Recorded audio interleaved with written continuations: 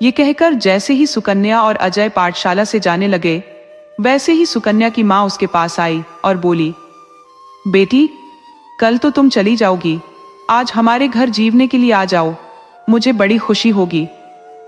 ये सुनकर सुकन्या का दिल भर आया। उसने हाँ में सिर हिला दिया। तब सुकन्या की माँ बोली, मैडम जी, आज शाम को मैं तुम दोनों का इंतजार करूंगी। और यह कहकर वह चली गई। शाम को जैसे ही सुकन्या अजय के साथ अपनी माँ के द्वारा दिए गए निमंत्रण पर खाना खाने के लिए गई, जैसे ही सुकन्या ने अपने घर के आंगन में कदम रखे, उसके अतीत की पिछली यादें उसकी आंखों के सामने ताजा हो गई। उसे हर तरफ अपना बचपन नजर आने लगा। अपने भाई भाभी के खेलते बच्चों को, अपने भतीजे भतीजी को देखकर सुकन्या के चेहरे पर अचानक मुस्कान आ गई, क्योंकि उसकी आंखों के सामने उसके बचपन का अल्हड़पन तैर रहा था। तभी उन्हें देखकर उनकी मां भागकर उनके पास आई और उन्हें सम्मान सहित अंदर ले गई। तभी सुकन्या की भाभी अंदर से एक चटाई ले आई। सुकन्या की मां ने पहले अजय और सुकन्या के हाथ धुलवाए और फिर उन्हें प्यार से चटाई पर रखी लकड़ी की चौकी पर बिठाया और उनके लिए अपने हाथों से खाना लाई और अपने हाथों से अजय और सुकन्या को खाना परोसा। खाना सुकन्या की पसंद का था। उसकी पसंद के खीर, बेसन के लड्डू, बेसन गट्टे की सब्जी, बाटी चूरमा। सारे खाने को देखकर सुकन्या का दिल भर आया। उसे इस तरह खाने को लगातार देखते देखकर उसकी माँ बोली, बेटी, तुम्हें यह भोजन पसंद है नहीं है क्या? मेरी भी तेरे जैसी एक बेटी थी, सालों पहले बिछड़ गई। बेटी, उसे यह सब बहुत पसंद था, इसलिए बनाया। तेरे को जब से देखा है ऐसा लगता है जैसे मेरी बेटी जहां भी होगी बिल्कुल तेरे जैसी होगी। ये कहते सुकन्या की माँ की आंखों में आंसू आ गए। फिर वह अपने आंसू अपने पल्लू से पोंछते हुए बोली, बेटा, ऐसा लगता है जैसे मेरा तुमसे पिछले जन्म का कोई नाता हो। तब सुकन्या बोली, नहीं माँ जी, ये खाना मुझे बहुत पसंद है। सच में आपने तो बिना कहे मेरी पसंद का खाना बना दिया। आपको तो मेरी पसंद को भी आपने जान लिया। ये कहकर सुकन्या खाना खाने लगी। उसे खाना खाते देखकर सुकन्या की माँ को बहुत सुकून मिल रहा था। वह बोली, बेटी, भोजन पसंद आया या नहीं? तब सुकन्या बोली, माँ जी, बहुत अच्छा है, बिल्कुल जैसे एक माँ की हाथों में स्वाद होता है। चाहे कितना ही लजीज व्यंजन हो, लेकिन माँ के हाथ के खाने के आगे सब फीका है। ऐसा लगता है माँ जी जैसे आज मेरी माँ के हाथ का बना हुआ मैं खा रही हूँ। खाना खाने के बाद जैसे ही अजय और सुकन्या खड़े हुए, वैसे ही सुकन्या की माँ ने सुकन्या की भाभी को आवाज दी। कुछ देर में उसकी भाभी वहां आ गई। सुकन्या की माँ ने सुकन्या की तरफ देखते हुए कहा, बेटी, यह मेरी बहू है। ये कहकर उसने उसके हाथ में लाई एक कपड़े की थैली ले ली और उसके अंदर से एक चादर निकाली और सुकन्या के हाथों में थमा दी। फिर एक ऊनी स्वेटर निकाला और अजय को दे दिया। यह देखकर सुकन्या की माँ कहने लगी, लो बेटी। तो सुकन्या बोली, माँ जी, ये। तब सुकन्या की माँ बोली, मना मत करना बेटी, तुम मेरे अपने जैसे हो। मैंने अपने हाथ से तुम लोगों के लिए बनाया है। तुम लोगों ने जितना कुछ हमारे परिवार के लिए और हमारे गांव के लिए किया है, उतना तो कोई अपना भी नहीं करता बेटी, इसलिए छोटी सी भेंट हमारी तरफ से। सुकन्या की माँ की बात सुनकर अजय और सुकन्या उपहार लेने से मना नहीं कर सके। सुकन्या ने फिर उनके पैर छू लिए और उनसे विदा लेकर वापस दोनों अपने आशियाने पर आ गए। अपनी माँ के यहाँ से खाना खाकर आने के बाद सुकन्या अपने आंसू नहीं रोक पा रही थी। वह अपनी माँ की दी हुई ऊनी चादर को अपने सीने से लगाकर रोने लगी।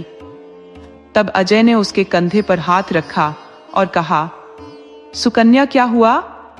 ये सुनकर सुकन्या अजय के गले लग गई और फूट फूट कर रोने लगी।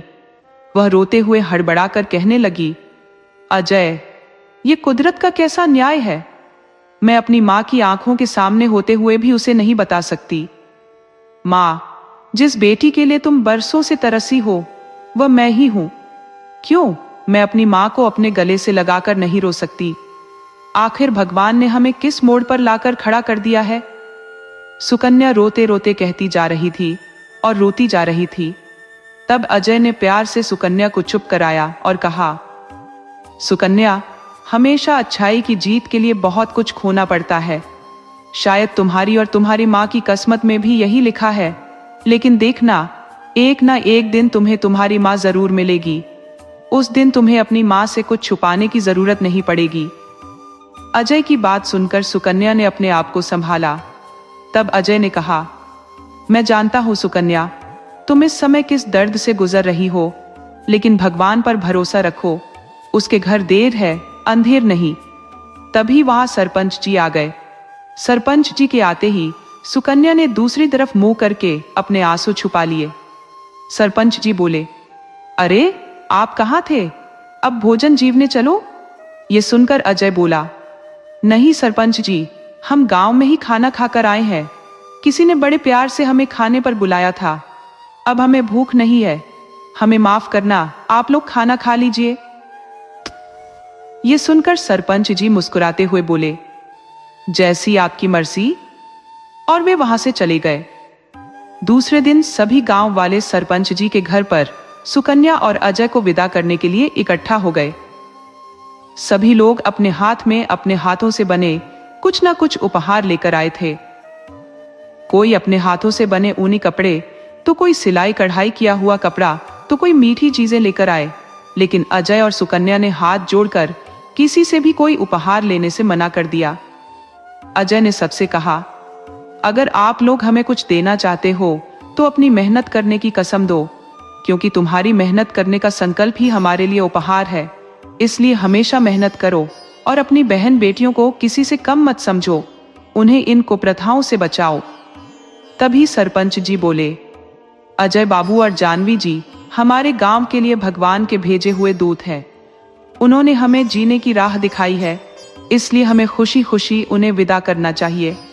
सुकन्या चाहकर भी कुछ नहीं बोल पा रही थी, क्योंकि उसे इस गांव से उसका बचपन से लगाव था, इसलिए उसका दिल भर आया, लेकिन उसने अपने आंसुओं पर काबू रखा। आज उसे सचमुच में ऐसा लग रहा था जैसे वह अपने गांव से अपनी मां से विदा होकर जा रही हो। सभी गांव वालों ने आंखों में आंसू लिए उन दोनों को विदा किया। सरपंच जी अपने एक नौकर को अपनी कार देकर सुकन्या और अजय को उस गाड़ी में बिठाकर विदा किया। गाड़ी में बैठकर सुकन्या और अजय अपनी योजना के अनुसार दिग्विजय के गांव आ गए। सरपंच जी का नौकर उन्हें उस गांव में छोड़कर वापस चला गया।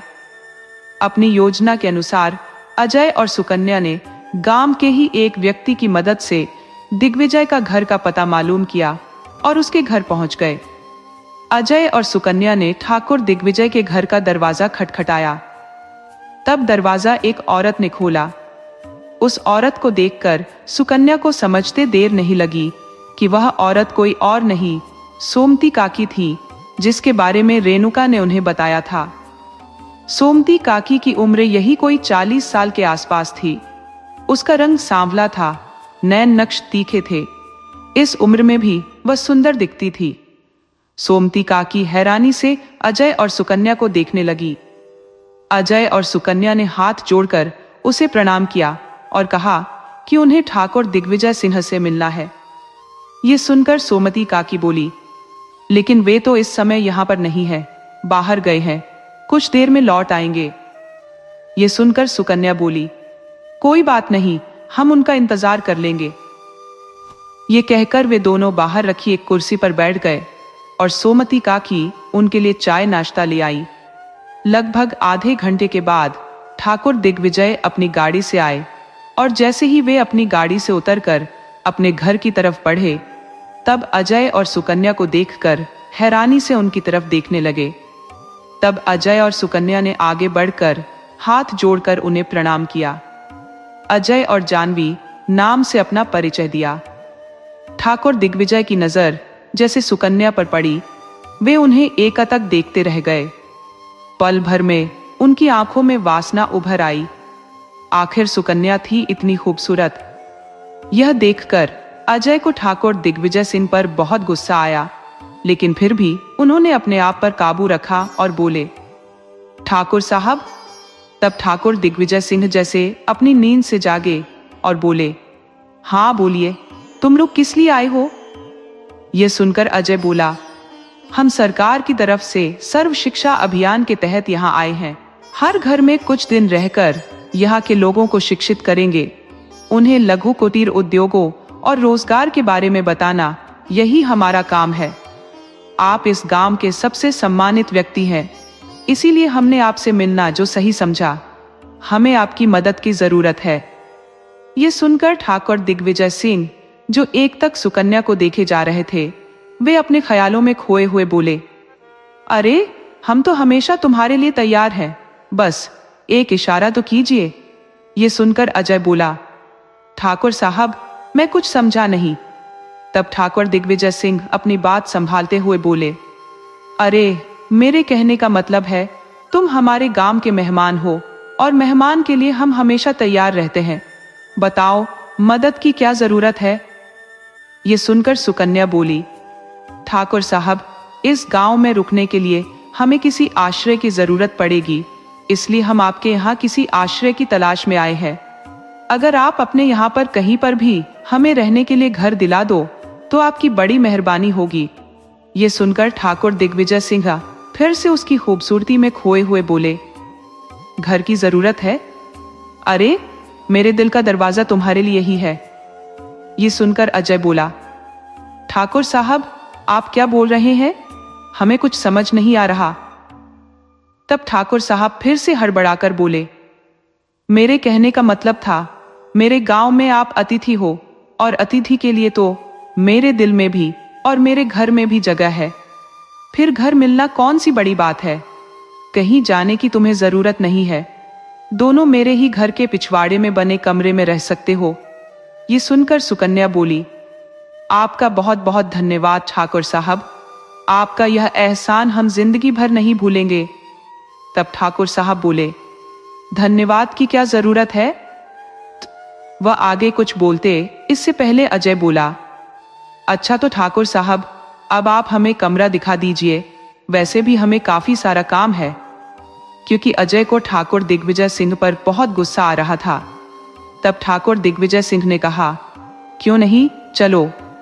और यह कहकर अजय और सुकन्या को लेकर पिछवाड़े में बने कमरों की तरफ दिग्विजय सिंह चले गए। 2 कमरों की तरफ इशारा करते हुए बोले, तुम इन कमरों में रह सकते हो? ये सुनकर अजय बोला, ठाकुर साहब हमें एक कमरे की ही जरूरत है। ये सुनकर ठाकुर दिग्विजय सिंह हैरान होते हुए बोले, एक कमरे की? तब अजय बोला, हाँ ठाकुर साहब। ये कहकर अजय मुस्कुराते हुए बोला, मैं और जानवी दोनों पति पत्नी हैं, इसलिए हम एक कमरे में गुजारा कर लेंगे। ये सुनकर तो जैसे ठाकुर दिग्विजय सिंह को कोई करंट सा लगा। वह फिर बोले, जैसी मर्जी। और उसने अपने एक नौकर को आवाज देकर उन्हें जानवी और अजय का सामान उसमें रखने के लिए बोल दिया और चले गए। उसके जाने के बाद अजय गुस्से में बोला, सुकन्या मुझे गुस्सा तो इतना आता है, इस कमीने हब्सी को अभी मार मार के अधमरा कर दूं। देखा नहीं कैसे घूर के तुम्हें देख रहा था? देखो सुकन्या, मैं कुछ भी बर्दाश्त कर सकता हूं, लेकिन कोई तुम पर गलत नजर डाले ये कभी भी सहन नहीं कर सकता।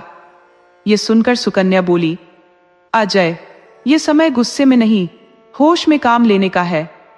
हमें इसी तरह ठाकुर दिग्विजय सिंह को अपनी बातों में फंसाना होगा।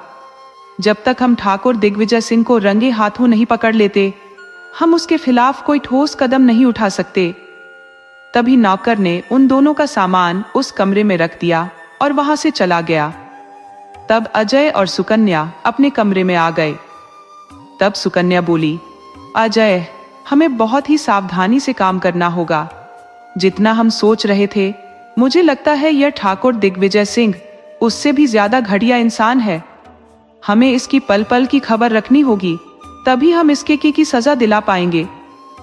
ये सुनकर अजय बोला, हाँ सुकन्या तुम बिल्कुल सही कह रही हो, मैं हमेशा तुम्हारे साथ हूं। उस घटिया इंसान को उसके कर्मों की सजा मिलकर रहेगी। ये कहकर अजय का चेहरा गुस्से से तमतमाने लगा था। उधर जब से ठाकुर दिग्विजय सिंह ने सुकन्या को देखा था, उसे चारों तरफ सुकन्या ही दिखाई दे रही थी। उसका चेहरा ही उसे आंखों के आगे छाया हुआ दिखाई दे रहा था। रात के खाने के लिए उसने एक नौकर को भेजकर अजय और सुकन्या को खाना खाने के लिए बुलाया, लेकिन अजय और सुकन्या ने खाना खाने से मना कर दिया। तब ठाकुर दिग्विजय सिंह खुद वहां पर गए और सुकन्या को घूरते हुए बड़े प्यार से बोले, क्या बात हुई, तुम लोग खाना खाने क्यों नहीं आए? ये सुनकर अजय बोला, ठाकुर साहब, आपको कष्ट उठाने की कोई जरूरत नहीं है, हम अपना इंतजाम खुद कर लेंगे। ये सुनकर ठाकुर दिग्विजय सिंह बोले, ये कैसी बातें कर रहे हो? हमारे यहाँ मेहमान हो, हमारे यहाँ अतिथि भगवान होता है। जब तक तुम लोग यहाँ हो हमारे यहीं भोजन करोगे। अजय ने फिर मना करना चाहा तो सुकन्या ने आंखों से इशारा करके उसे हाँ करने के लिए कहा। तब अजय कुछ नहीं बोल सका। तब सुकन्या बोली, ठाकुर साहब, आप बड़े अच्छे इंसान हैं, जिसने हमारे बारे में इतना कुछ सोचा। हम आ जाएंगे। यह सुनकर ठाकुर दिग्विजय सिंह कुछ कहता, उससे पहले अजय बोला, अरे जानवी, कुछ काम है, चलो अंदर चलते हैं। यह सुनकर ठाकुर दिग्विजय सिंह को अजय पर गुस्सा आया, लेकिन वो कुछ कह नहीं सकता था। अजय सुकन्या को लेकर अंदर चला गया। अजय कहने लगा, सुकन्या। तब सुकन्या बोली, मैं जानती हूं अजय, तुम्हें दिग्विजय सिंह पर गुस्सा आ रहा है, लेकिन हमें उसके खिलाफ सबूत इकट्ठे करने के लिए उसके सामने अच्छा बनने का नाटक करना होगा। उसकी हाँ में हाँ मिलानी होगी, तभी हम उसके खिलाफ कुछ सबूत इकट्ठे कर सकते हैं।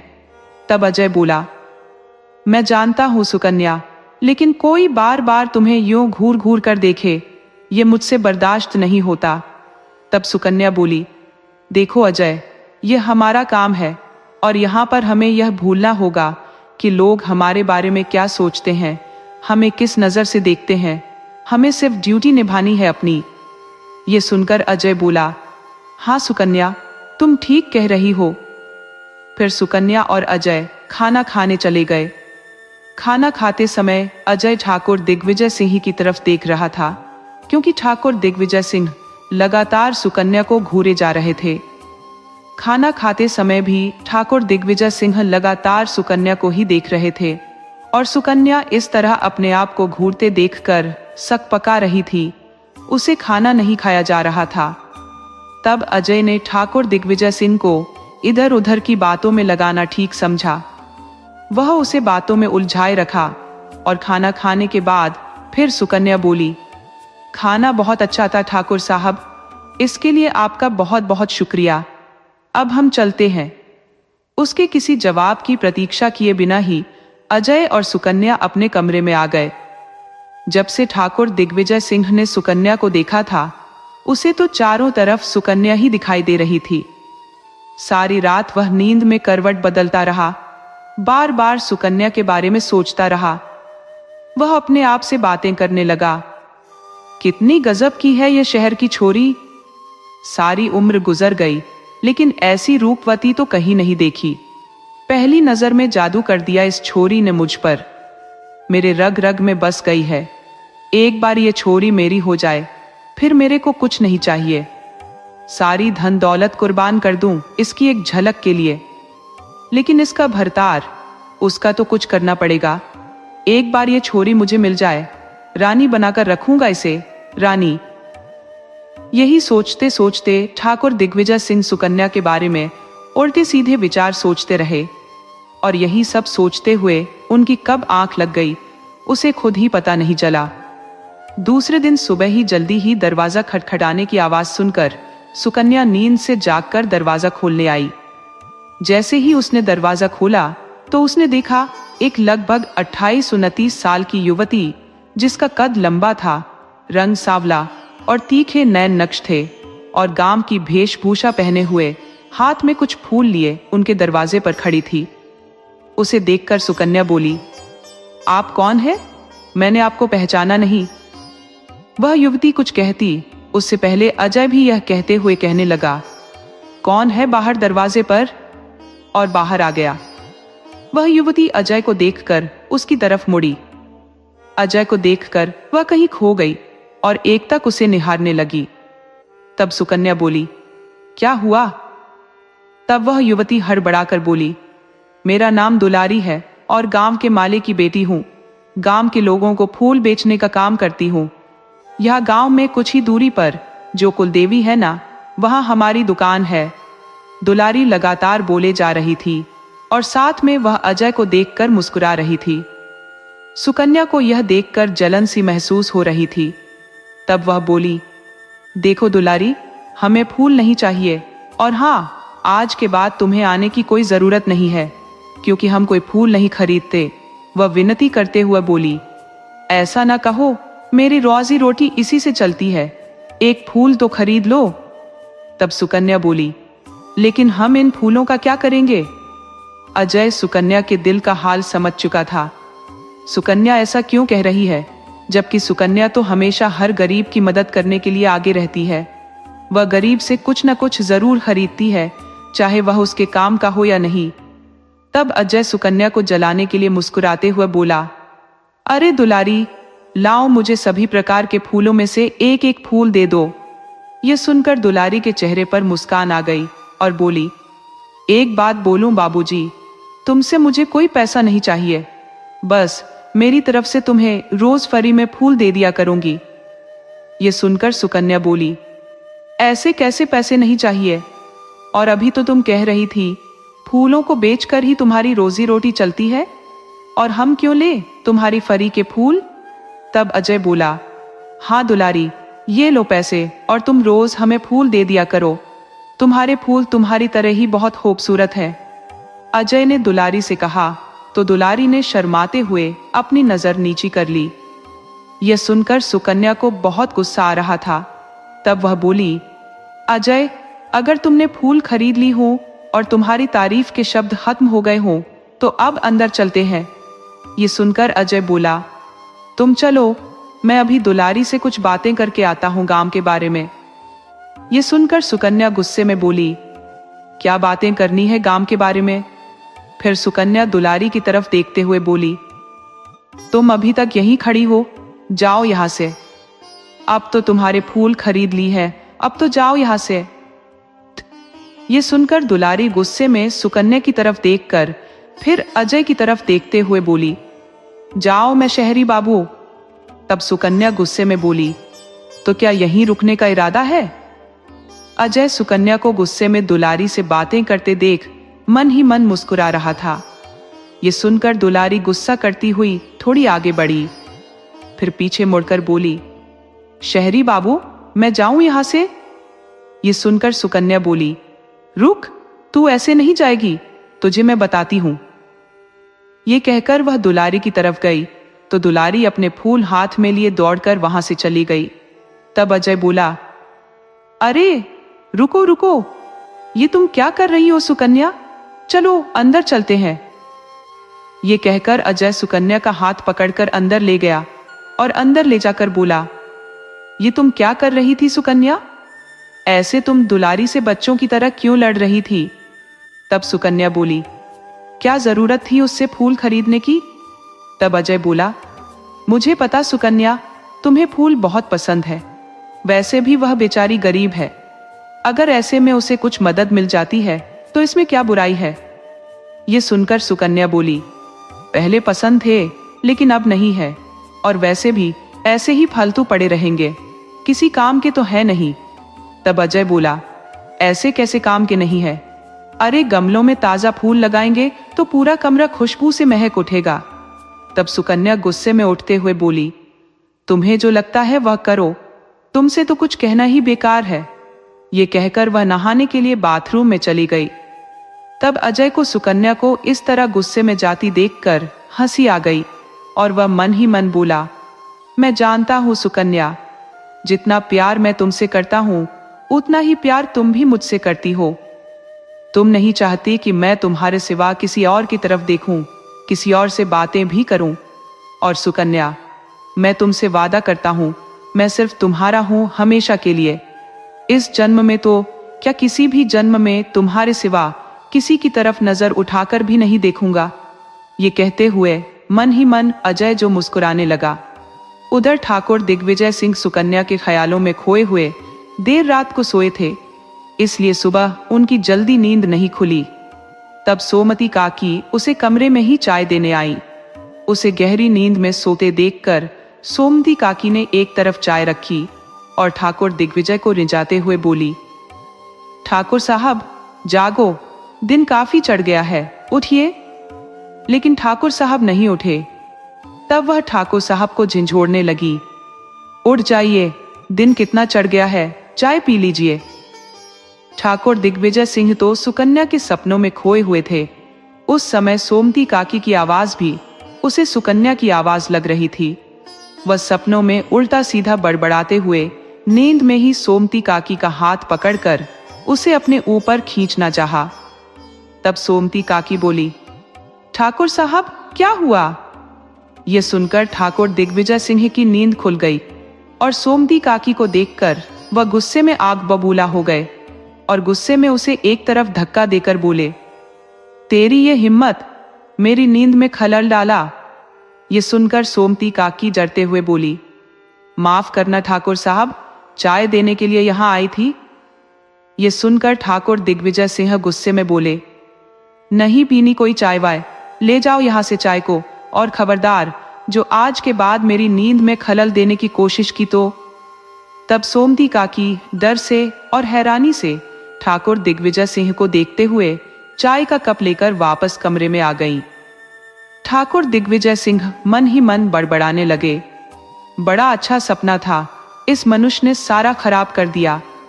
ये कहकर वह कुछ देर बैठे रहे, फिर वहां से उठकर अपने कमरे की खिड़की के पास आए, जहां से सुकन्या और अजय के कमरे का नजारा साफ दिखाई देता था। जैसे ही उन्होंने खिड़की में से देखा, सुकन्या अपने कमरे के बाहर खड़ी तौलिए से अपने गीले बालों को झाड़ रही थी। उस समय बाल की एक लट उसके गाल पर आ रही थी, जिससे पानी की बूंद टपक रही थी। उस समय वह किसी स्वर्ग की अप्सरा से अधिक सुंदर लग रही थी। ठाकुर दिग्विजय सिंह यह देखकर पूरी तरह उसमें खो गए। उसकी आंखों में पल भर में सुकन्या के लिए वासना उभर आई। तभी वहां अजय आ गया।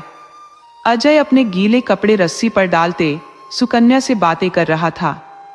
अचानक अजय को किसी बात पर सुकन्या जोर जोर से हंसने लगी और अजय भी हंसने लगा। ठाकुर दिग्विजय सिंह को सुकन्या को अजय के साथ इस तरह देखकर बहुत गुस्सा आ रहा था।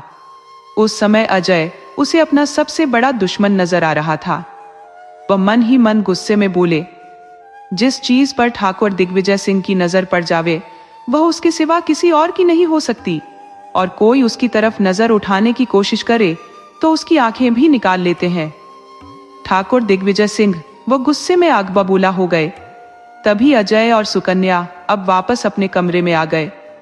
तब ठाकुर दिग्विजय सिंह गुस्से में सोचने लगे, ये छोरी तो कुछ करना पड़ेगा इसके लिए। जब तक यह छोरा जानवी के पास है तब तक यह जानवी मेरे पास नहीं आएगी। यह सोचकर वह सोचने लगे और नहाने के लिए बाथरूम में चले गए। जब ठाकुर दिग्विजय सिंह नहाने के बाद नीचे नाश्ता करने के लिए आए, तब अजय और सुकन्या भी उसे आते हुए दिखाई दिए। उस समय सुकन्या बहुत खूबसूरत लग रही थी। तब ठाकुर दिग्विजय ने अपनी कुर्सी पर बैठते हुए पास रखी कुर्सी पर इशारा करते हुए जानवी जी और कहने लगे, आप भी बैठो और मेरे साथ नाश्ता करो। ये सुनकर जानवी ने कुछ नहीं कहा। तभी अजय जानवी दोनों आ गए और अजय ठाकुर दिग्विजय सिंह के पास बैठते हुए बोला, आओ जानवी, मेरे पास बैठो। ये सुनकर ठाकुर साहब को इतना गुस्सा आया कि उसका मन किया वह अपनी तलवार लाकर अजय का सिर धड़ से अलग कर दे, लेकिन उसने अपने ऊपर काबू किया हुआ था। नाश्ता करने पर वह घूर घूर कर सबको देख रहे थे। नाश्ता करते समय सुकन्या अपने चेहरे पर मुस्कान लाते हुए बोली, ठाकुर साहब, हमें आपकी एक मदद की जरूरत है। यह सुनकर ठाकुर दिग्विजय सिंह बोले, कैसी मदद? बोलो तो सही, तुम्हारे लिए तो जान भी हाजिर है। यह सुनकर सुकन्या कुछ कहती, उससे पहले ठाकुर दिग्विजय सिंह बोले, मेरे कहने का मतलब है अतिथियों के लिए तो हमारी जान भी हाजिर है। तब सुकन्या बोली, ठाकुर साहब, हमें गांव के लोगों को शिक्षित करने के लिए और उन्हें रोजगार के बारे में बताने के लिए कोई भवन चाहिए। आप हमारी मदद कर सकते हैं क्या? यह सुनकर ठाकुर दिग्विजय सिंह थोड़ी देर सोचते हुए बोले, अरे इसमें मदद कैसी? हमारे गांव के बाहर खेतों में फार्म हाउस है। जब तक चाहो तब तक गांव के लोगों को वहां पर बुलाकर सब कुछ बता सको। कोई परेशानी नहीं है। ये सुनकर सुकन्या बोली, आप सच में ठाकुर साहब बहुत बड़े दिल के हैं। आपका बहुत बहुत धन्यवाद। नाश्ता करने के बाद ठाकुर दिग्विजय सिंह उठे और बोले, जानवी जी, चलो मैं तुम्हें फार्म हाउस दिखा देता हूँ। ये कहकर अपनी गाड़ी की तरफ चले तो सुकन्या और अजय भी उसकी तरफ जो पीछे पीछे गए। ठाकुर दिग्विजय सिंह गाड़ी में बैठकर अपने पास वाली सीट पर हाथ रखकर बोले, आओ जानवी जी। तब अजय उस सीट पर आकर बैठ गया। ठाकुर दिग्विजय सिंह गुस्से में बोले, तुम? तब सुकन्या बोली, ठाकुर साहब, अजय और मैं, हम दोनों ही तो आपके साथ चल रहे हैं। ये सुनकर ठाकुर विजय सिंह के पास बैठ गया। अजय और सुकन्या अजय के पास ये देखकर ठाकुर दिग्विजय सिंह का खून खौल उठा और वह सुकन्या की वजह से कुछ कह नहीं सके और गाड़ी ठाकुर दिग्विजय सिंह के फार्म हाउस की तरफ चल दी। जब सुकन्या और अजय दोनों ठाकुर दिग्विजय सिंह के साथ उनके फार्म हाउस पर पहुंचे, तब सुकन्या यह देखकर हैरान रह गई। ठाकुर दिग्विजय सिंह का फार्म हाउस खेतों के बीचों बीच बना था। वह काफी आलीशान था।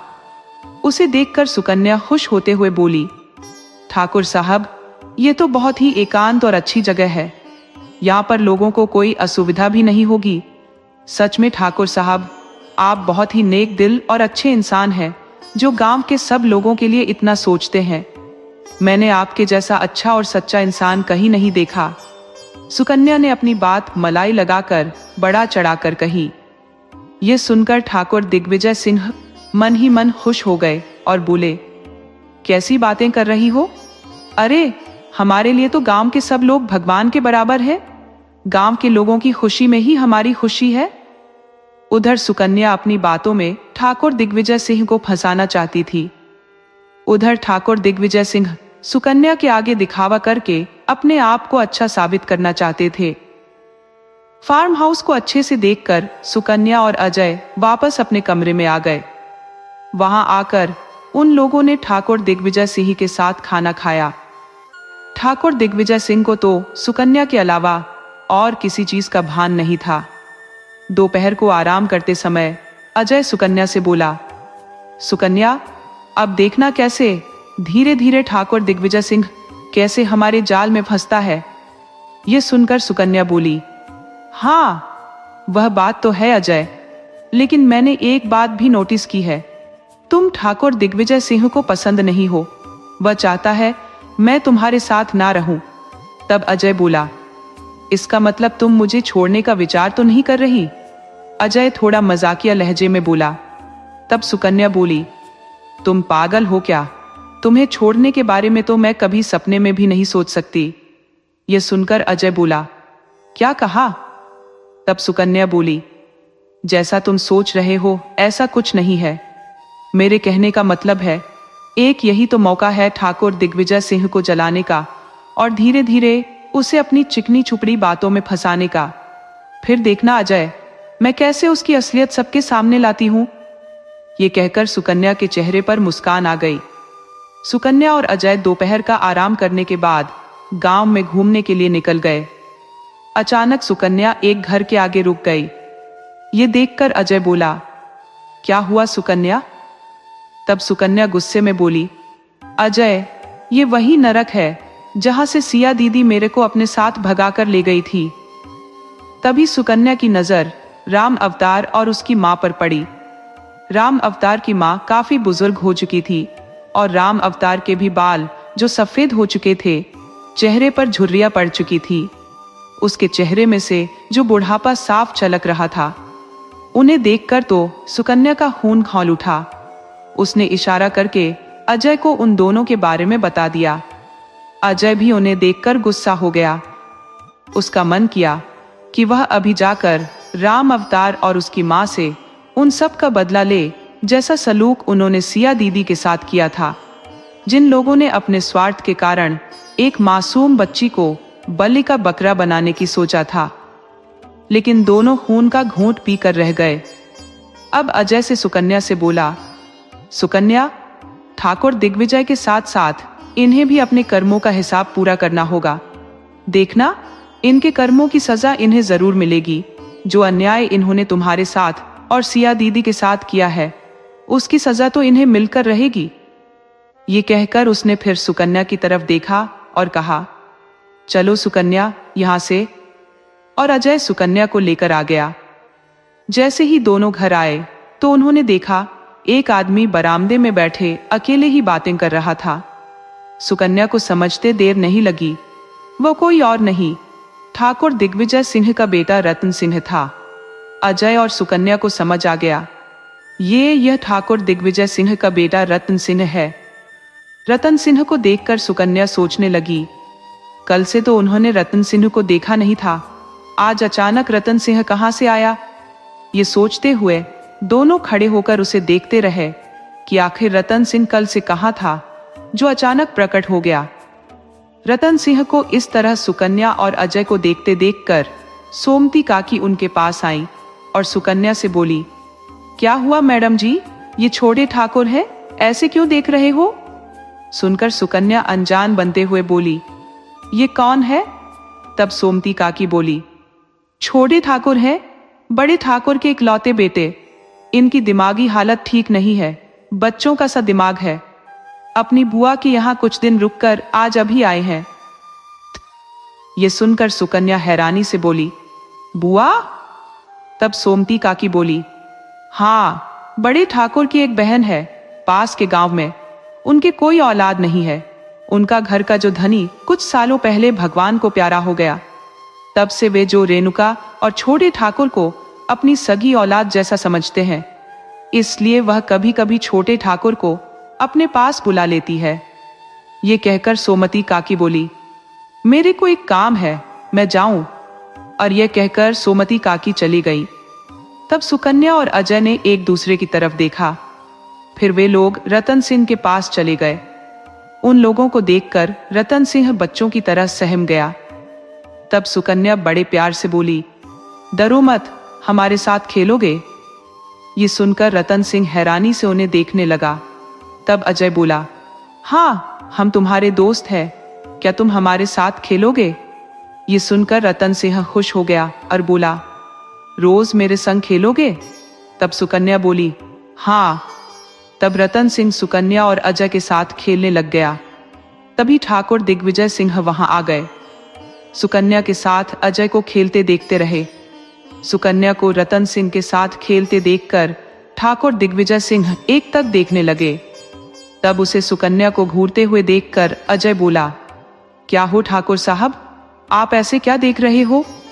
तब ठाकुर साहब बोले, कुछ नहीं देख रहे, जानवी जी के संग रतन सिंह कितना खुश है। फिर ठाकुर दिग्विजय सिंह बोले, कल खेलना, रात होने वाली है, चलो अब सभी भोजन कर लो। ये कहकर वह अजय और सुकन्या को अपने साथ ले आए। सबने एक साथ खाना खाया। फिर अजय और सुकन्या अपने कमरों में आ गए और आपस में कल के बारे में बात करते हुए गहरी नींद में सो गए। सुबह दरवाजा खटखटाने की आवाज सुनकर सुकन्या की नींद खुल चुकी थी। वह जानती थी दरवाजा किसने खटखटाया है। दुलारी के बारे में सोचकर सुकन्या को गुस्सा आने लगा। वह उठकर दरवाजा खोलने के लिए चली गई। दरवाजा खोला तो सामने दुलारी हाथ में फूल ली खड़ी थी। ये देखकर सुकन्या गुस्से में बोली, आज फिर आ गई तुम। तभी अजय वहां आया और मुस्कुराते हुए बोला, अरे दुलारी तुम, चलो लाओ, आज भी मुझे फूल दो। ये कहकर उसने कुछ रुपए निकालकर दुलारी की तरफ बढ़ाए। तब दुलारी उसके हाथ में फूल देते बोली, रहने दो बाबूजी, मेरे को तुमसे कोई रुपया नहीं चाहिए। तब सुकन्या गुस्से में बोली, लगता है तू कल की तरह नहीं मानेगी, चुपचाप अपने पैसे ले और जा यहां से। ये सुनकर दुलारी ने अपना मुंह बनाया और पैसे लेकर सुकन्या को गुस्से में देखती हुई वहां से चली गई। अजय सुकन्या को इस तरह गुस्से में देखकर मन ही मन मुस्कुरा रहा था। तब सुकन्या बोली, तेरे को बड़ा शौक है रोज फूल लेने का। ये सुनकर अजय कुछ कहता, उससे पहले सुकन्या बाथरूम में घुस गई। अजय सुकन्या के गुस्से पर मन ही मन हंस रहा था। वह जानता था सुकन्या को बिल्कुल भी पसंद नहीं है कि वह किसी और लड़की की तरफ देखे भी। कुछ ही देर में अजय और सुकन्या स्नान आदि से फौरिग होकर तैयार होकर ठाकुर दिग्विजय सिंह के यहाँ नाश्ता करने के लिए पहुंच गए। नाश्ता करने के बाद अजय और सुकन्या ठाकुर दिग्विजय के साथ उसके फार्म हाउस पर चले गए। ठाकुर दिग्विजय सिंह ने सुबह से ही अपने कुछ आदमियों को गांव में भेजकर अजय और सुकन्या के बारे में खबर भिजवा दी थी। ये सब जानकर गांव वाले ठाकुर दिग्विजय सिंह के फार्म हाउस पर नहीं आना चाहते थे, लेकिन डर की वजह से कुछ गांव वाले अजय और सुकन्या से शिक्षित होने के लिए फार्म हाउस पर आ गए। लेकिन गांव की औरतें फार्म हाउस पर आने को बिल्कुल भी राजी नहीं थी, क्योंकि गांव की सब औरतें ठाकुर दिग्विजय सिंह की अय्याशियों के बारे में भली भांति जानती थी। सोमती काकी और दुलारी को छोड़कर कोई भी औरत फार्म हाउस पर नहीं गई। गांव के इक्के दुक्के लोग ही वहां पर पहुंचे, लेकिन धीरे धीरे अजय और सुकन्या के व्यवहार और उनकी बातों से प्रभावित होकर गांव के लोग जुटने लगे। धीरे धीरे गांव की औरतों में भी डर खत्म हुआ और वह भी अजय और सुकन्या से कुछ सीखने के लिए फार्म हाउस पर आने लगी। गांव के कुछ लोगों को छोड़कर अन्य गांव के लोगों को खुशी थी कि अजय और सुकन्या गांव के लोगों को शिक्षित करने के साथ साथ उन्हें रोजगार के बारे में भी बता रहे थे। अजय और सुकन्या ने गांव के लोगों की बातों से महसूस किया कि गांव के लोग ठाकुर को बिल्कुल भी पसंद नहीं करते, लेकिन वह किसी के आगे उसके खिलाफ कुछ कहने से डरते हैं। वहीं ठाकुर दिग्विजय सिंह के यहाँ काम करने वाली सोमती काकी भी उनसे बहुत नफरत करती थी, क्योंकि एक बार जब सोमती काकी की बेटी किसी काम से ठाकुर दिग्विजय सिंह की हवेली में सोमती काकी से मिलने आई थी और सोमती काकी किसी काम में उलझी हुई थी, तब ठाकुर दिग्विजय सिंह ने मौका पाकर उसकी बेटी के साथ जबरदस्ती करने की कोशिश की थी। यह तो गनीमत थी कि उसी वक्त सोमती काकी वहां पहुंच गई और अपनी बेटी को ठाकुर दिग्विजय सिंह के चंगुल से बचा लिया। उसके बाद सोमती काकी को काफी गुस्सा आया, लेकिन ठाकुर ने सोमती काकी को काफी डराया धमकाया और उनके साथ मारपीट भी की। अपनी बेटियों के भविष्य को देखते हुए मजबूर सोमती काकी ने अपनी छाती पर पत्थर रखकर अपनी बेटियों का बाल विवाह कर दिया, जबकि सोमती काकी का सपना था कि वह अपनी बेटियों को पढ़ाएंगी लिखाएंगी। सोमती काकी का मन करता कि वह यहाँ से कहीं दूर चली जाए, लेकिन उनके पास कहीं जाकर पेट भरने का कोई जरिया भी तो नहीं था। ठाकुर के डर की वजह से सोमती काकी किसी के आगे कुछ कह नहीं पाती थी, लेकिन एक बार दुलारी ने अजय को बातों बातों में बताया था। जब एक दिन सुकन्या स्नान कर रही थी और दुलारी फूल बेचने के लिए आई थी, तब अजय ने दुलारी से ठाकुर के बारे में बातों बातों में घुमा फिरा कर पूछा, क्योंकि सुकन्या तो दुलारी को देखते ही वहां से भगा देती थी। उस दिन अजय ने सोचा, क्यों न दुलारी से ही ठाकुर दिग्विजय सिंह के बारे में कुछ पूछा जाए, हो सकता है उसे ठाकुर दिग्विजय सिंह के बारे में कोई बात मालूम हो। तब दुलारी अजय से कुछ नहीं छुपा सकी, सब कुछ बता दिया। दुलारी ने सोमती काकी और उसकी बेटी के बारे में बताया था। दुलारी ने बताया कि ठाकुर सिंह उस पर भी गलत नजर रखते हैं और कई बार अकेले में उसके साथ गलत हरकत करने की सोचते हैं, लेकिन वह जैसे तैसे अपने आप को बचा लेती है। दुलारी के कहते ही आंखों में आंसू आ गए।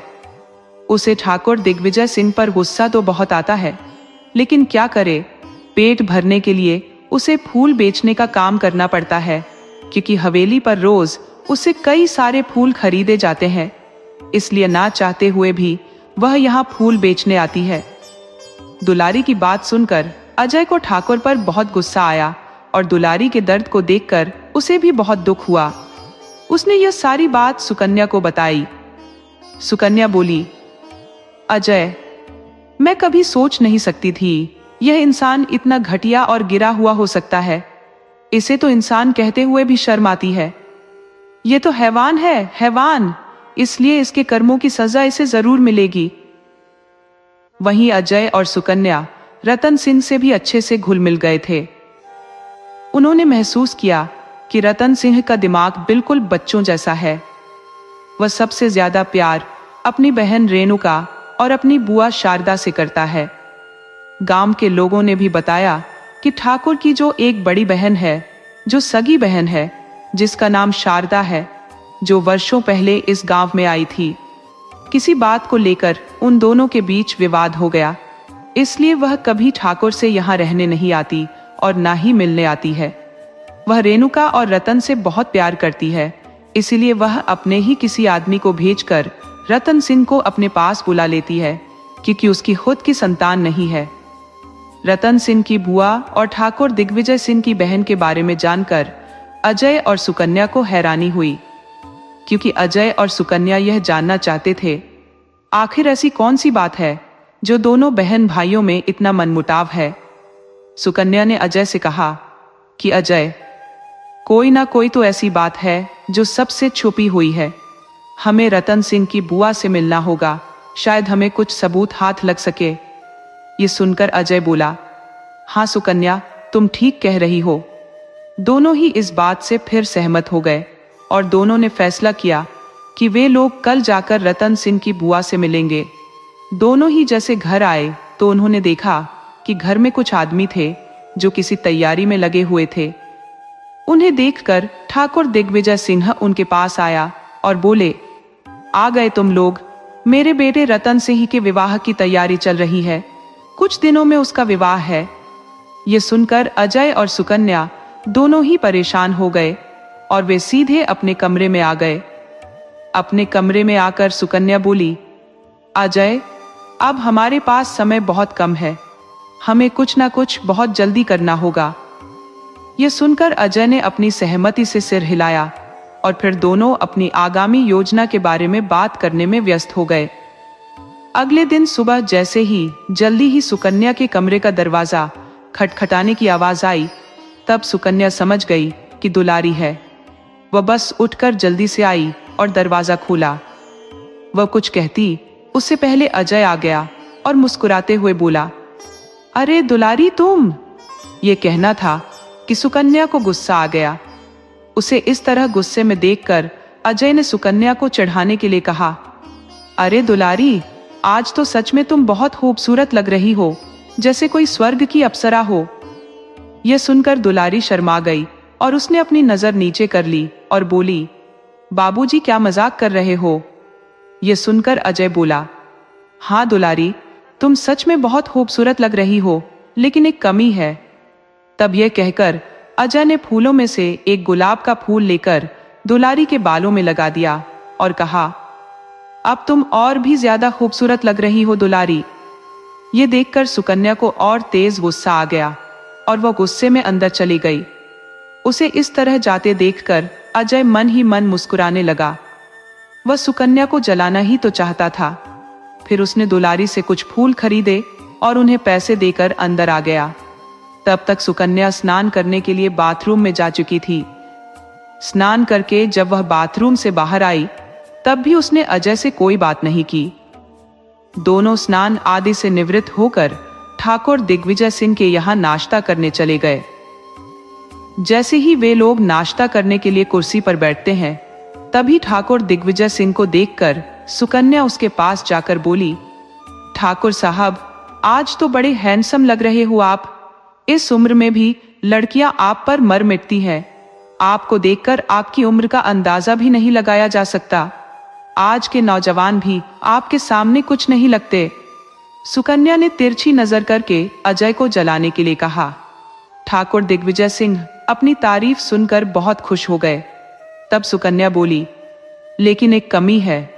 ये कहकर उसने ठाकुर दिग्विजय सिंह के कंधे पर रखे तौलिए की सलवट ठीक की और पास में रखा एक गुलाब उसकी जेब में लगाते हुए बोली, हाँ, अब आप सच में बहुत लाजवाब लग रहे हो। ये सुनकर जैसे ठाकुर दिग्विजय सिंह तो अलग ही दुनिया में चले गए। उसे हद से ज्यादा खुशी हो रही थी। तब बात ही बातों में ठाकुर दिग्विजय सिंह ने सुकन्या को छूने की कोशिश की। तब सुकन्या थोड़ी पीछे हट गई। अजय यह सब देख रहा था। वह गुस्से में उठकर वहां से चला गया। उसे इस तरह जाते देखकर सुकन्या को भी मन ही मन खुशी हुई और वह उसके पीछे जाने लगी। तब ठाकुर साहब बोले, अरे क्या हुआ जानवी जी। तब सुकन्या बोली, ठाकुर साहब, अजय की तबीयत ठीक नहीं है, इसलिए मुझे जाना होगा। तब ठाकुर साहब बोले, तुम्हें परेशान होने की कोई जरूरत नहीं है, क्योंकि मैं किसी अच्छे डॉक्टर को बुलवा दूंगा। ठाकुर दिग्विजय सिंह को तो आज बड़ी मुश्किल से सुकन्या के साथ अकेला नाश्ता करने का मौका मिला था, इसलिए वह सुकन्या को वहीं रोकना चाहता था। लेकिन सुकन्या बोली, माफ करना ठाकुर साहब, पहले मैं अजय को देख कर आती हूँ, फिर नाश्ता करती हूँ। फिर ठाकुर दिग्विजय सिंह कुछ कहता उससे पहले ही सुकन्या वहां से चली गई। जैसे ही सुकन्या अपने कमरे में आई तो अजय बेड पर गुस्से में बैठा हुआ था। उसे इस तरह बैठे देखकर सुकन्या उसके पास आकर बोली, क्या हुआ अजय, गुस्से में लग रहे हो? ये सुनकर अजय उठ खड़ा हुआ और सुकन्या का हाथ पकड़कर बोला, कैसी हरकत कर रही थी तुम ठाकुर दिग्विजय सिंह के साथ? तुम्हें पता है वह घटिया इंसान तुम्हें कैसे घूर घूर कर देख रहा था और कैसे तुम्हें छूने की कोशिश कर रहा था।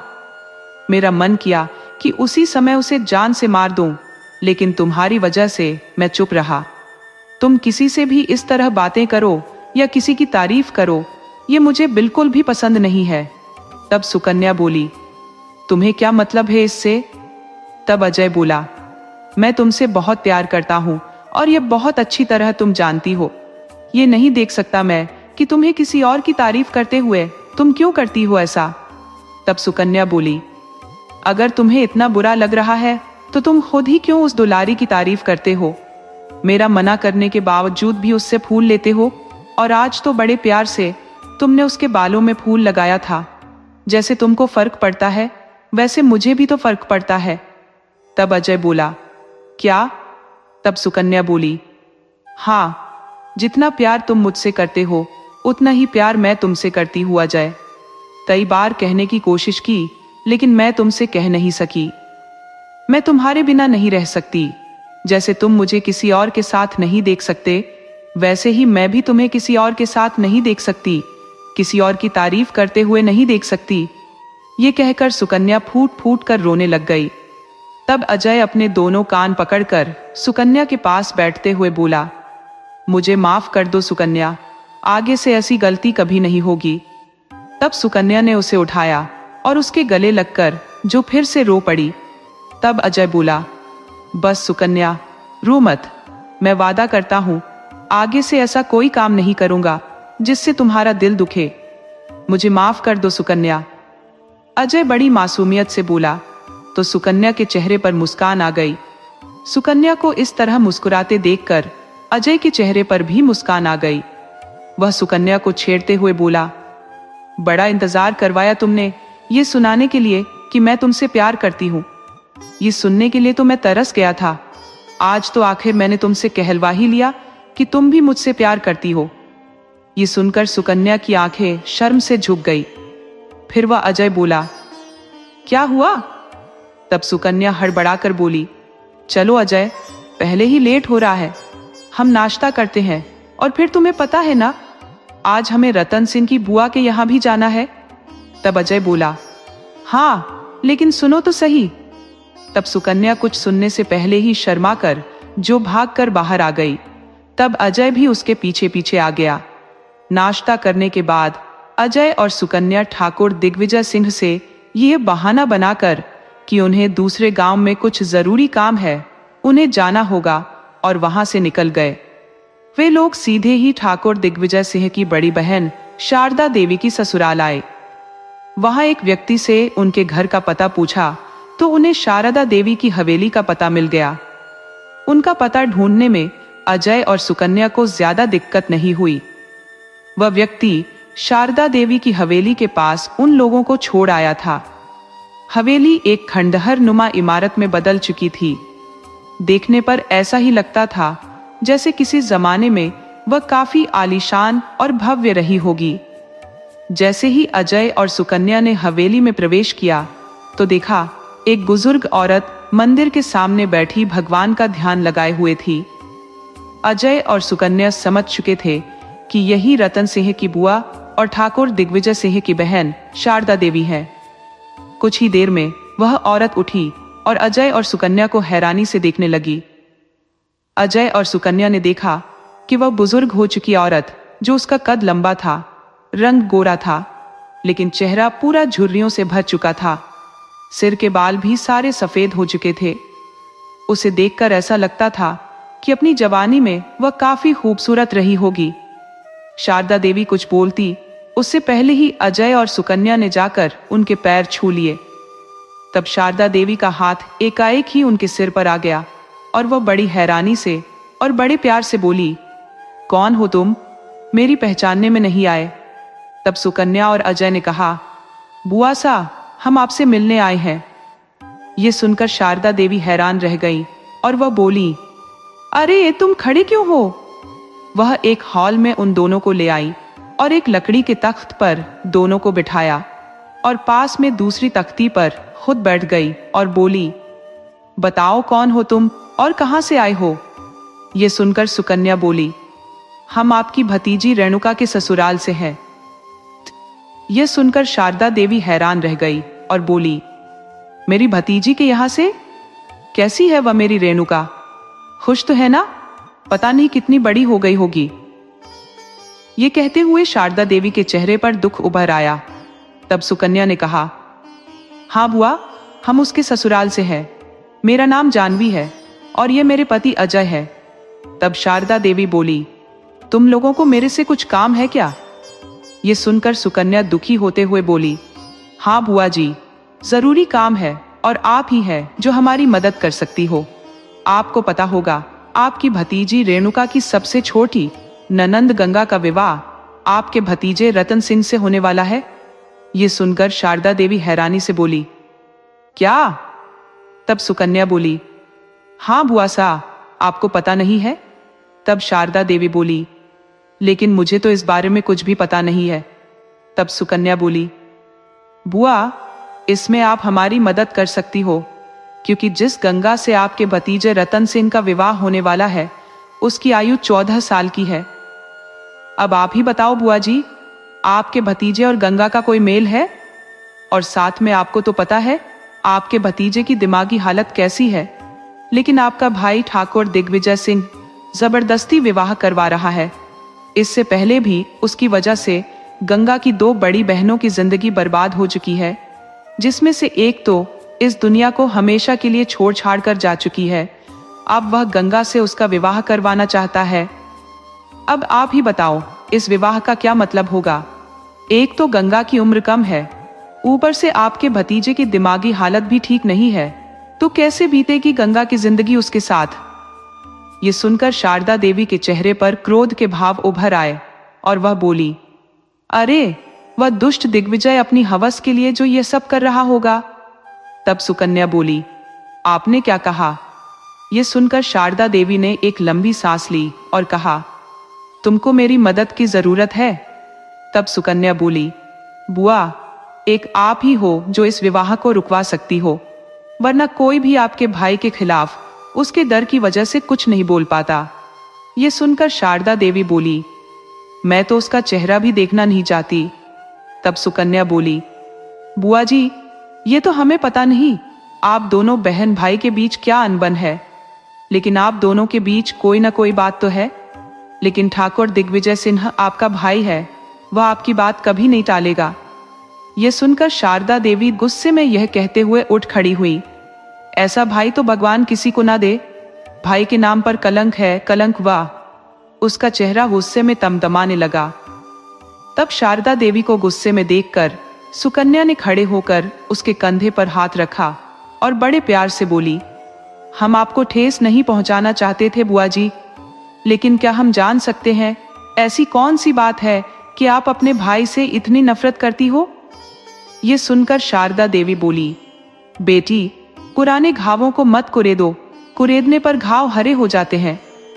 तब सुकन्या ने उसका हाथ अपने हाथ में लेकर बोली, बुआ जी, आप हमसे बड़ी है और एक ममता की मूरत है आप इतनी दुखी हो, ये भला हम कैसे देख सकते हैं?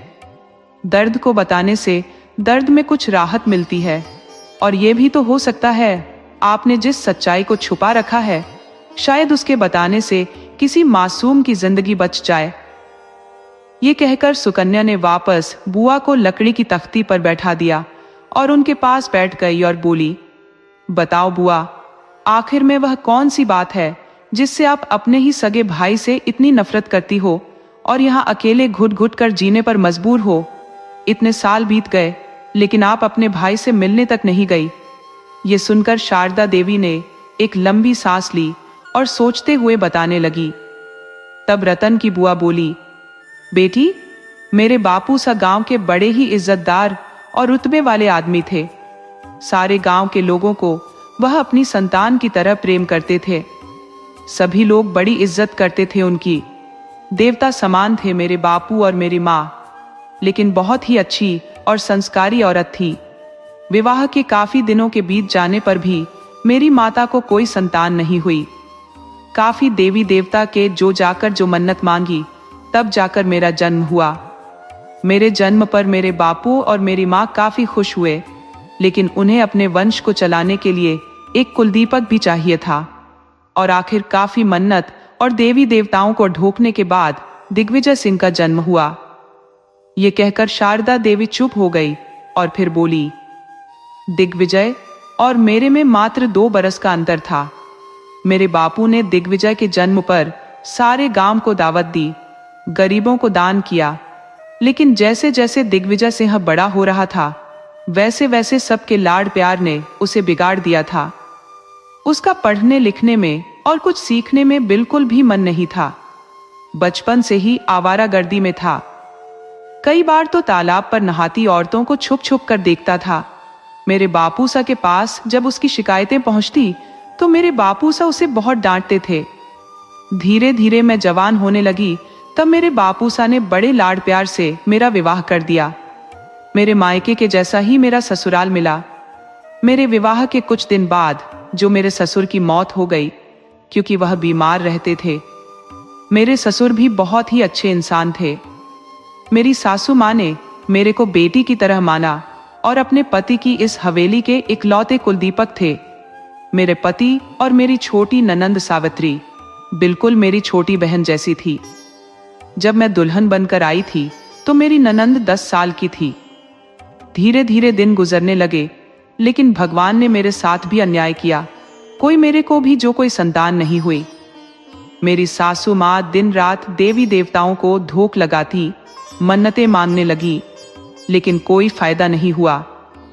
काफी लोगों ने मेरी सासू माँ और मेरे पति को बहकाया कि वह दूसरा विवाह कर ले, लेकिन मेरे पति मुझे बहुत प्रेम करते थे। मेरी सासू माँ भी मुझे बेटी ही मानती थी। उधर मेरे मायके में जब दिग्विजय की हरकतों से सब परेशान थे, तो वह भी जवान हो गया था, तो मेरे बापू ने एक अच्छा घराना देखकर उसका विवाह कर दिया। मेरी भाभी लक्ष्मी स्वरूप थी, सर्वगुण संपन्न थी। उसने अपने पति को सुधारने की काफी कोशिश की, उसे काफी समझाया, लेकिन दिग्विजय उसकी एक नहीं सुनता था। उसके साथ गाली गलौज और मारपीट करता था। मेरे बापू और माँ यह सब देखते और सुनते तो घर में बहुत क्लेश होता था। दिग्विजय को काफी डांटते थे, लेकिन उनके हाथ पैरों में अब इतनी ताकत नहीं बची थी। वे दोनों बुजुर्ग हो चले थे, लेकिन दिग्विजय को घर की जिम्मेदारियों का कोई भान नहीं था।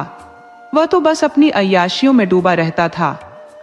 दिग्विजय हमेशा से ही जो कोठों पर जाता था, जुआ खेलता, शराब पीता था। मेरे बापू और मेरी माँ इससे घने दुखी रहते थे। आखिरकार भगवान ने एक दिन मेरे बापू और मेरी माँ की सुन ली। मेरी भाभी ने रतन सिंह को जन्म दिया। रतन सिंह के जन्म लेने से सब लोग खुश थे। सबको लगा कि अब दिग्विजय सुधर जाएगा, लेकिन ऐसा नहीं हुआ। रतन सिंह की खुशी में मेरे बापू ने बहुत बड़ा जश्न किया। वह रतन सिंह को बहुत प्रेम करते थे, लेकिन धीरे धीरे जो दिन गुजरने लगे, रतन सिंह बड़ा होने लगा, लेकिन दिग्विजय की आदतों में कोई सुधार नहीं आया। मेरे बापू और मेरी माँ जो बहुत ही अच्छी किस्मत को लेकर भी दुखी थे, क्योंकि जब वे सभी देवी देवताओं को ढोकने के बाद सभी डॉक्टरों के यहाँ इलाज करवाने पर भी मेरी गोद हरी नहीं हुई थी, क्योंकि वह मेरे लिए बड़े चिंतित रहते थे। मेरी सासू माँ और मेरी माँ और मेरे बापू मुझे देखकर बहुत दुखी रहते थे। उनके मन में बहुत क्लेश था। मैं मेरे भतीजे रतन सिंह से ज्यादा प्रेम करती थी। मेरे पति भी उससे बहुत प्रेम करते थे। मायके में मेरे बापू और मेरी माँ मुझे बहुत लाड लड़ाते थे, बहुत प्रेम करते थे। मैं रतन सिंह से मिलने पहुंच जाती थी। मेरी भाभी मेरा बहुत आदर सत्कार करती थी और बहुत लाड करती थी। अब रतन सिंह 8 वर्ष का हो चुका था। वह बहुत ही प्यारा था, सबसे अच्छे से घुल मिल जाता था। तब एक दिन, ये कहते हुए शारदा देवी की आंखों में आंसू आ गए और उसका गला भर आया। फिर शारदा देवी ने अपने आप को संभाला और आगे बताया। एक दिन काशी से एक पंडित जी हमारे घर आए। उसने मेरी सासू माँ को बताया, पुत्र प्राप्ति के लिए तुम्हें एक बड़ा हवन करवाना होगा। उसकी बात मानकर हमने गांव के बाहर, जो पहाड़ी पर कुल देवता का मंदिर है, वहां हवन का आयोजन किया। सारे गांव को दावत का न्योता था। सब कुछ वहीं पर हुआ था। परंपरा के अनुसार हवन में पहनने के लिए कपड़े मायके से दिग्विजय सिंह लाया था। उसके साथ में रतन सिंह भी आया हुआ था। जब मैं और मेरे पति दोनों ही हवन में बैठे थे, सारा गांव वहां पर इकट्ठा था। तभी मेरी छोटी ननंद की तबीयत ठीक ना होने की वजह से वह वापस हवेली आ गई। उसके साथ रतन भी आ गया था, लेकिन किसे पता था कि अब क्या होने वाला है। सबसे नजर बचाकर दिग्विजय भी उसके पीछे पीछे हवेली में आ गया और मौका देखकर उसने मेरी ननंद के साथ जबरदस्ती करने की कोशिश की। उसकी चीख सुनने वाला कोई नहीं था, क्योंकि सारे गांव के लोग तो कुल देवता के मंदिर पर थे। आखिरकार दिग्विजय सिंह ने मौका देखकर उसको जो कहीं का नहीं छोड़ा। मेरी ननंद अपने आप को बचाने के लिए काफी रोई चिल्लाई, लेकिन बचा नहीं सकी। उसकी चीख को और उसके दर्द को देखकर रतन सिंह के दिमाग पर ऐसा असर पड़ा कि आज भी वह उससे उबर नहीं पाया। आज भी उसका दिमाग बिल्कुल बच्चों जैसा है।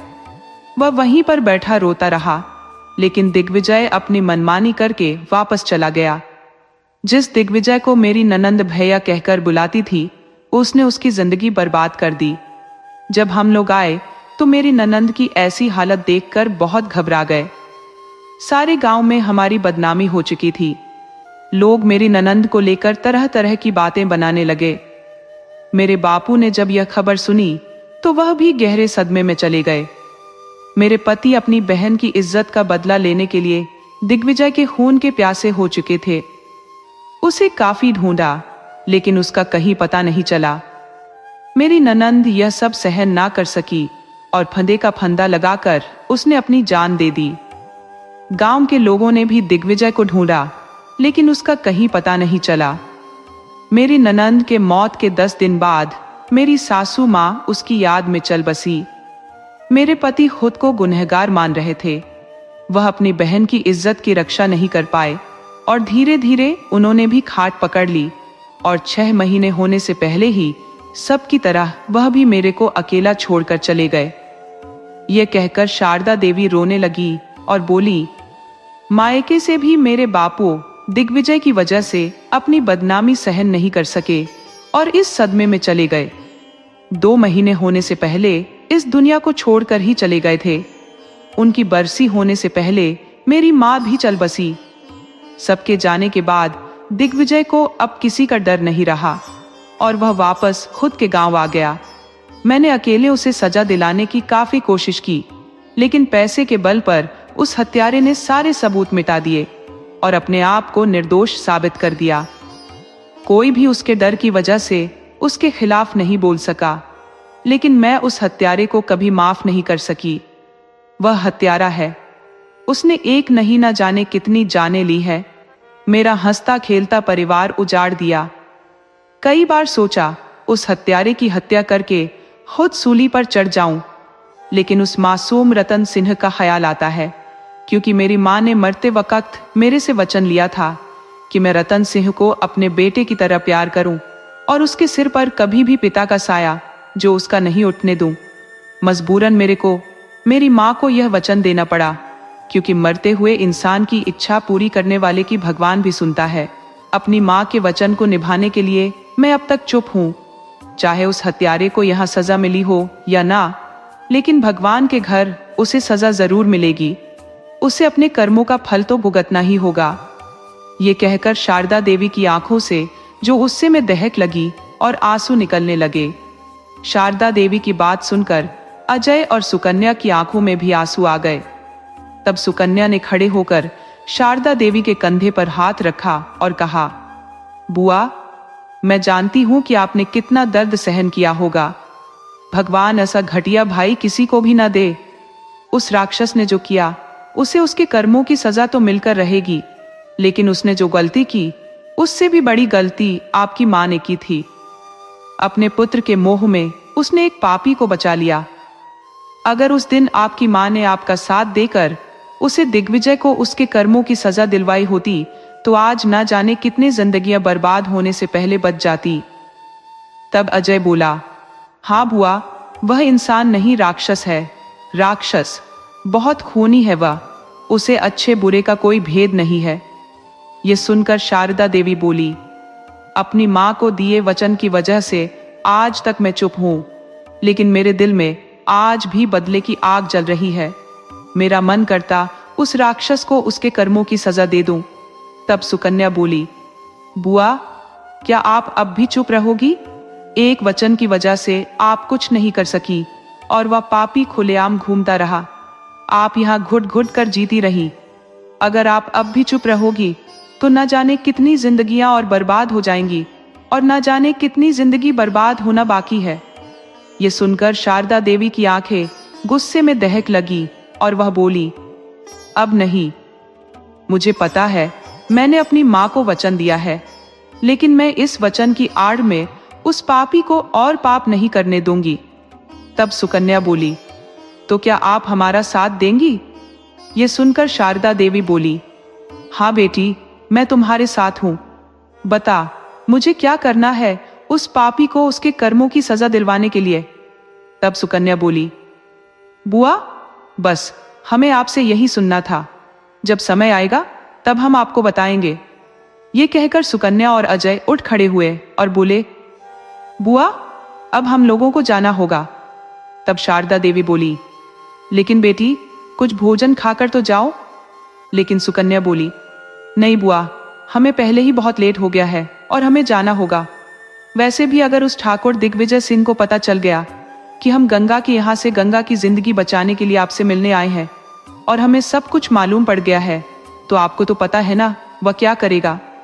ये सुनकर शारदा देवी गुस्से में बोली, हाँ बेटी, लेकिन अब भगवान को उस राक्षस के जो उसके कर्मों की सजा भगवान देगा देनी ही पड़ेगी।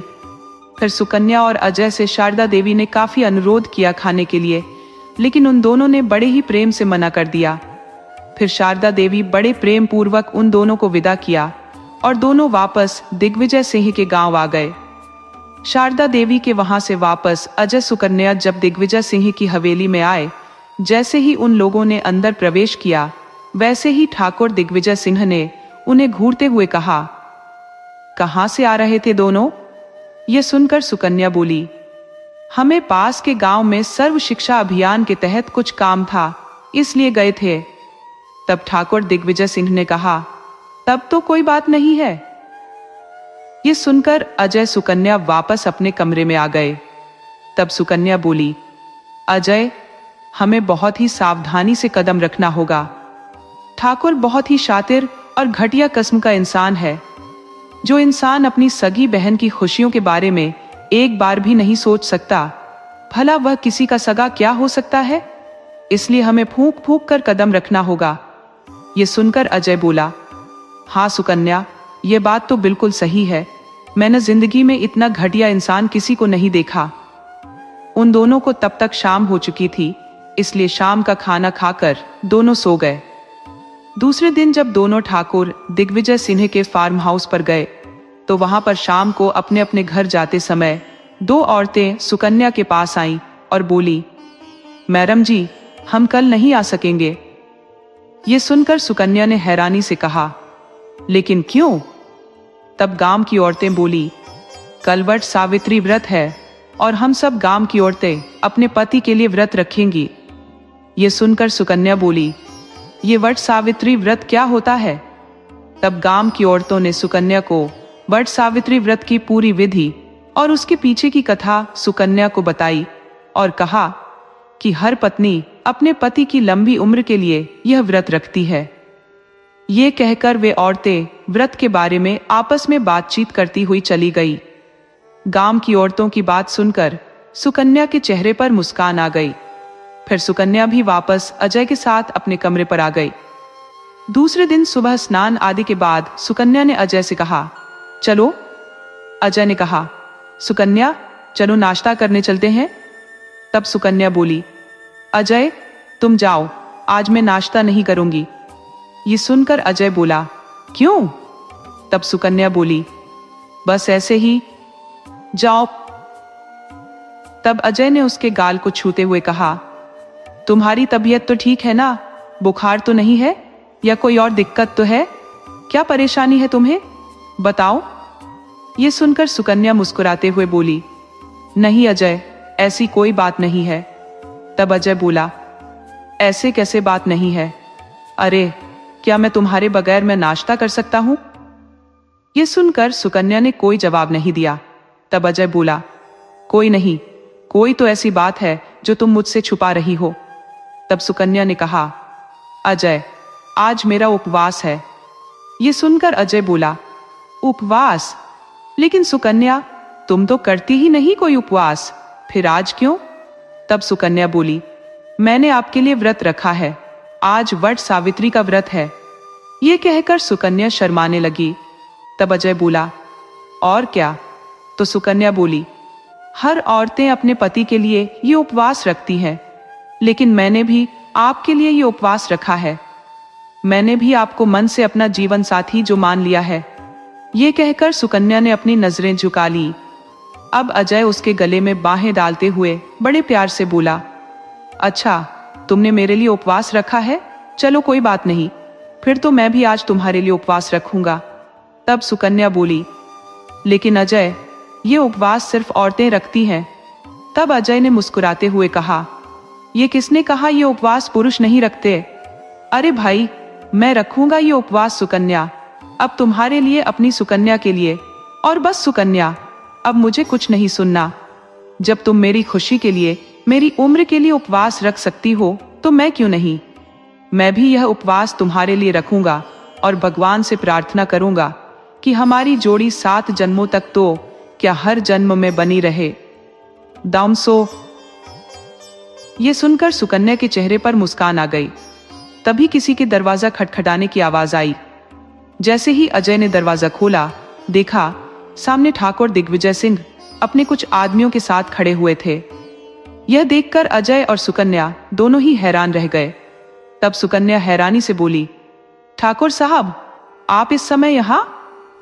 तब ठाकुर सिंह मुस्कुराते हुए बोले, मैं तुम लोगों को न्योता देने के वास्ते आया हूं। तुम लोगों को दोनों को स्पेशल न्योता देना है। देवी माँ के मंदिर पर हवन यज्ञ है, तो तुम लोगों को भी चलना होगा। ये सुनकर सुकन्या बोली, जी जरूर ठाकुर साहब। और अजय और सुकन्या ठाकुर दिग्विजय सिंह के साथ बैठकर उसकी गाड़ी में पहाड़ी पर स्थित देवी माँ के मंदिर पर पहुंच गए। वहां अधिकतर गांव के लोगों की भीड़ थी।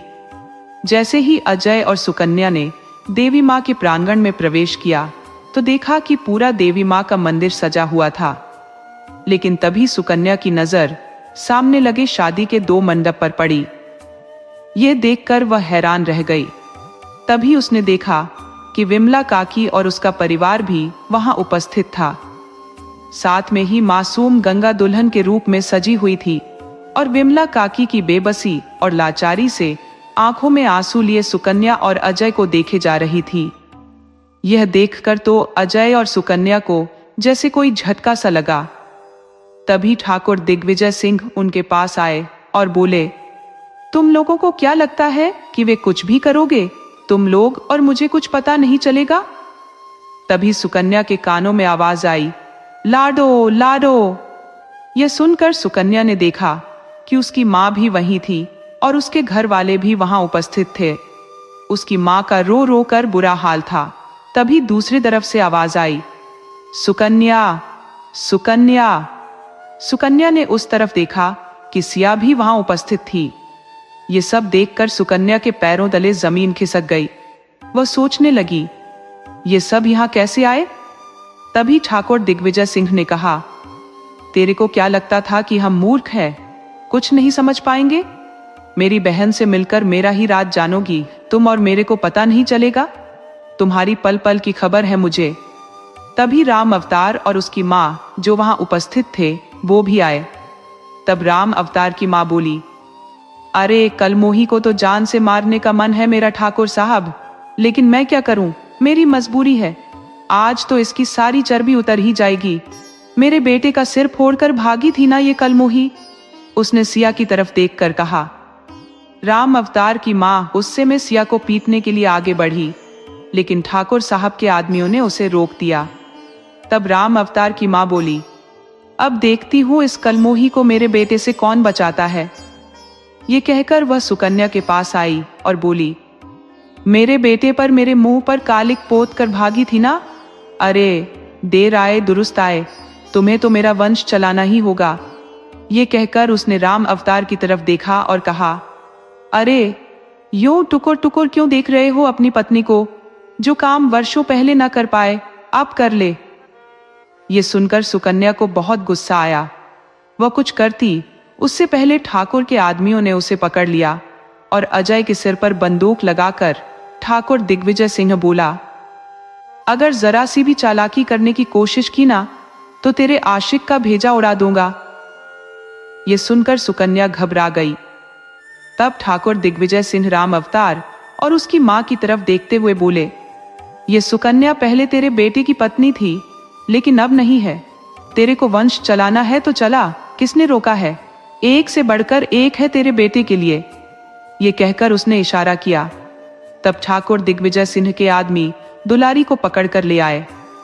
दुलारी रोए जा रही थी, कह रही थी, शहरी बाबू मेरे को बचा लो, वरना यह कमीना ठाकुर पता नहीं मेरे साथ क्या करवा देगा। आज दुलारी की ऐसी हालत देखकर सुकन्या को भी उस पर बहुत तरस आ रहा था, लेकिन वह मजबूर थी। फिर ठाकुर दिग्विजय सिंह राम अवतार और उसकी मां की तरफ देखते हुए बोला, ये रही तुम्हारे वंश को चलाने वाली। लो, इन लोगों को तो पता ही होगा कि यह कौन है। ले जाओ, चलाओ अपने बेटे का वंश, लेकिन सुकन्या पर अब हमारा हक है। ये कहकर ठाकुर दिग्विजय सिंह जोर से हंसा। सुकन्या के मायके और दिग्विजय सिंह के गांव के दोनों गांवों के लोग वहां पर उपस्थित थे, लेकिन कोई भी सुकन्या और अजय की मदद के लिए ठाकुर दिग्विजय सिंह के डर के मारे आगे नहीं बढ़ा। सभी लोग बेबसी और लाचारी से देख रहे थे। सभी के मन में तो घृणा थी, लेकिन वह लोग अपने को लाचार और बेबस महसूस कर रहे थे। ठाकुर दिग्विजय सिंह ने राम अवतार से दुलारी की तरफ इशारा करके उसे ले जाने के लिए कहा। तब राम अवतार की मां बोली, ऐसे कैसे ठाकुर साहब, हम किसी को भी अपने घर की बहू बना ले? इसकी जात देखी है आपने? ये सुनकर ठाकुर बोले, तेरे को आम खाना है या पेड़ गिनना है? वंश चलाना या जात देखनी है? दुलारी रोए जा रही थी। तब सुकन्या की मां सभी लोगों की तरफ देखते हुए गुस्से में बोली, अरे सारे लोग क्या जो ऐसे ही टुकुर टुकुर देखते रहोगे? कोई तो कुछ करो। मेरी बेटी ने तुम लोगों के लिए कितना कुछ किया है। आज तुम सबके घर में जो सुख की रोटी खा रहे हो वह सब मेरी लाडो की वजह से है। आज जब मेरी लाडो मुसीबत में है तो तुम लोग ऐसे देख रहे हो बिना कोई मदद के। अरे कोई तो उसकी मदद करो। ये सुनकर ठाकुर सिंह गुस्से में बोला, तेरे कहने का कोई फायदा नहीं है। किसी की इतनी हिम्मत नहीं है बुढ़िया कि मेरी मर्जी के खिलाफ कोई कुछ बोल सके। सबको अपनी आबरू और अपने घर बार से प्यार है। यह सुनकर सभी लोगों की नजरें नीचे झुक गई। तब ठाकुर दिग्विजय सिंह ने सुकन्या की तरफ ऐसे गुस्से से देखा और बोले, सुकन्या मुझे ऐसे गुस्से में मत देखो। उन्हें लगा कि सुकन्या को शायद यह लग रहा होगा कि उन्हें उस पर शक कैसे हुआ, तो उन्होंने सुकन्या से कहा, सुन सुकन्या, जब तू और यह शहरी छोरा दोनों मिलकर शारदा दीदी के यहाँ झूठ बोलकर गए थे तभी मुझे तुम पर शक हुआ था। उन्होंने अपने आदमी सुकन्या के बारे में जानने के लिए लगा दिए। सुकन्या और अजय की गैर मौजूदगी में उनके कमरे की तलाशी ली गई तो पता चला कि वे कौन है। कमरे में सिया की तरफ देखते हुए ठाकुर ने बोला कि सिया की फोटो और कुछ जानकारी मिली। तब उन्हें पता चला कि ये लोग कौन है। फिर सिया के पास उन्होंने झूठा फोन करवाकर कहा कि वह मुसीबत में है और उसे बहुत याद कर रही है और धोखे से अपने आदमी भेजकर उसे यहाँ बुलवा लिया।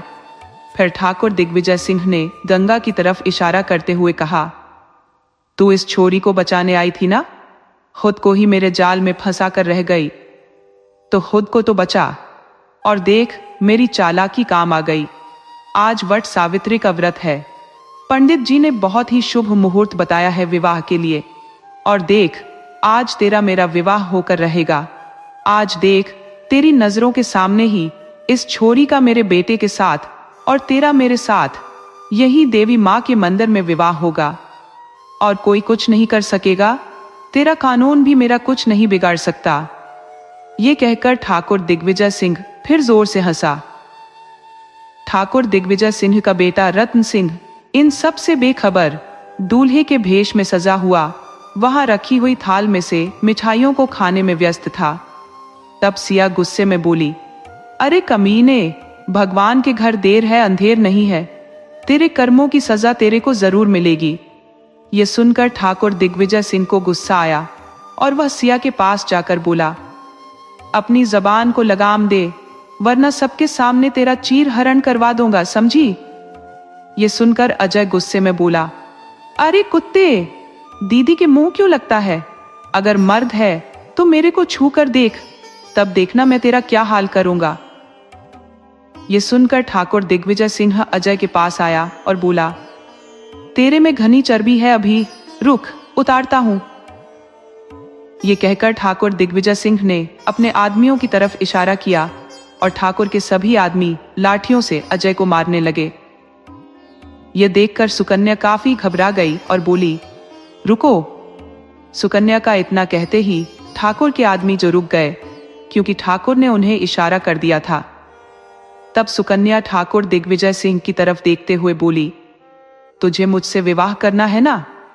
तो ठीक है, लेकिन मेरे अजय को छोड़ना होगा। उस पर जरा भी आंच नहीं आनी चाहिए और मेरे घर वालों को भी सही सलामत छोड़ना होगा। तब तो तू मुझसे विवाह करने के लिए तैयार रहना, और मैं तभी तुझसे इसी शर्त पर विवाह करूंगी। यह सुनकर ठाकुर के चेहरे पर शैतानी मुस्कान आ गई। सुकन्या के मुंह से ठाकुर दिग्विजय सिंह से विवाह करने की बात सुनकर जो वह बहुत जोरों से हंसने लगा, वहीं सभी उपस्थित गांव वालों के चेहरे पर हैरानी के भाव उभर आए। तब अजय बोला, सुकन्या, ये तुम सब क्या कह रही हो?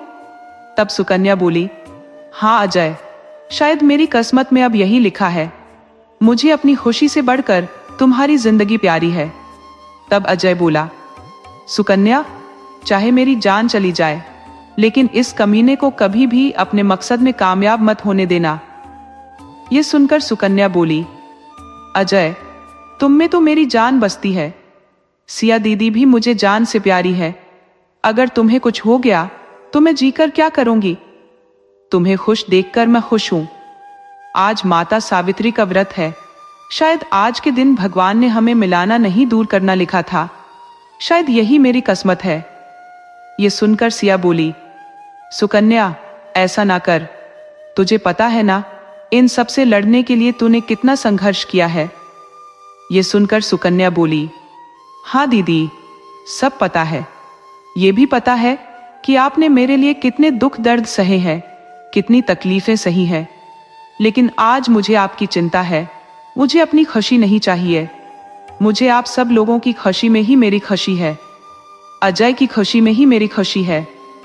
ये कहकर सुकन्या ने अपने आंसू पोंछे और ठाकुर दिग्विजय सिंह की तरफ देखते हुए बोली, मैं तुमसे विवाह करने के लिए तैयार हूं।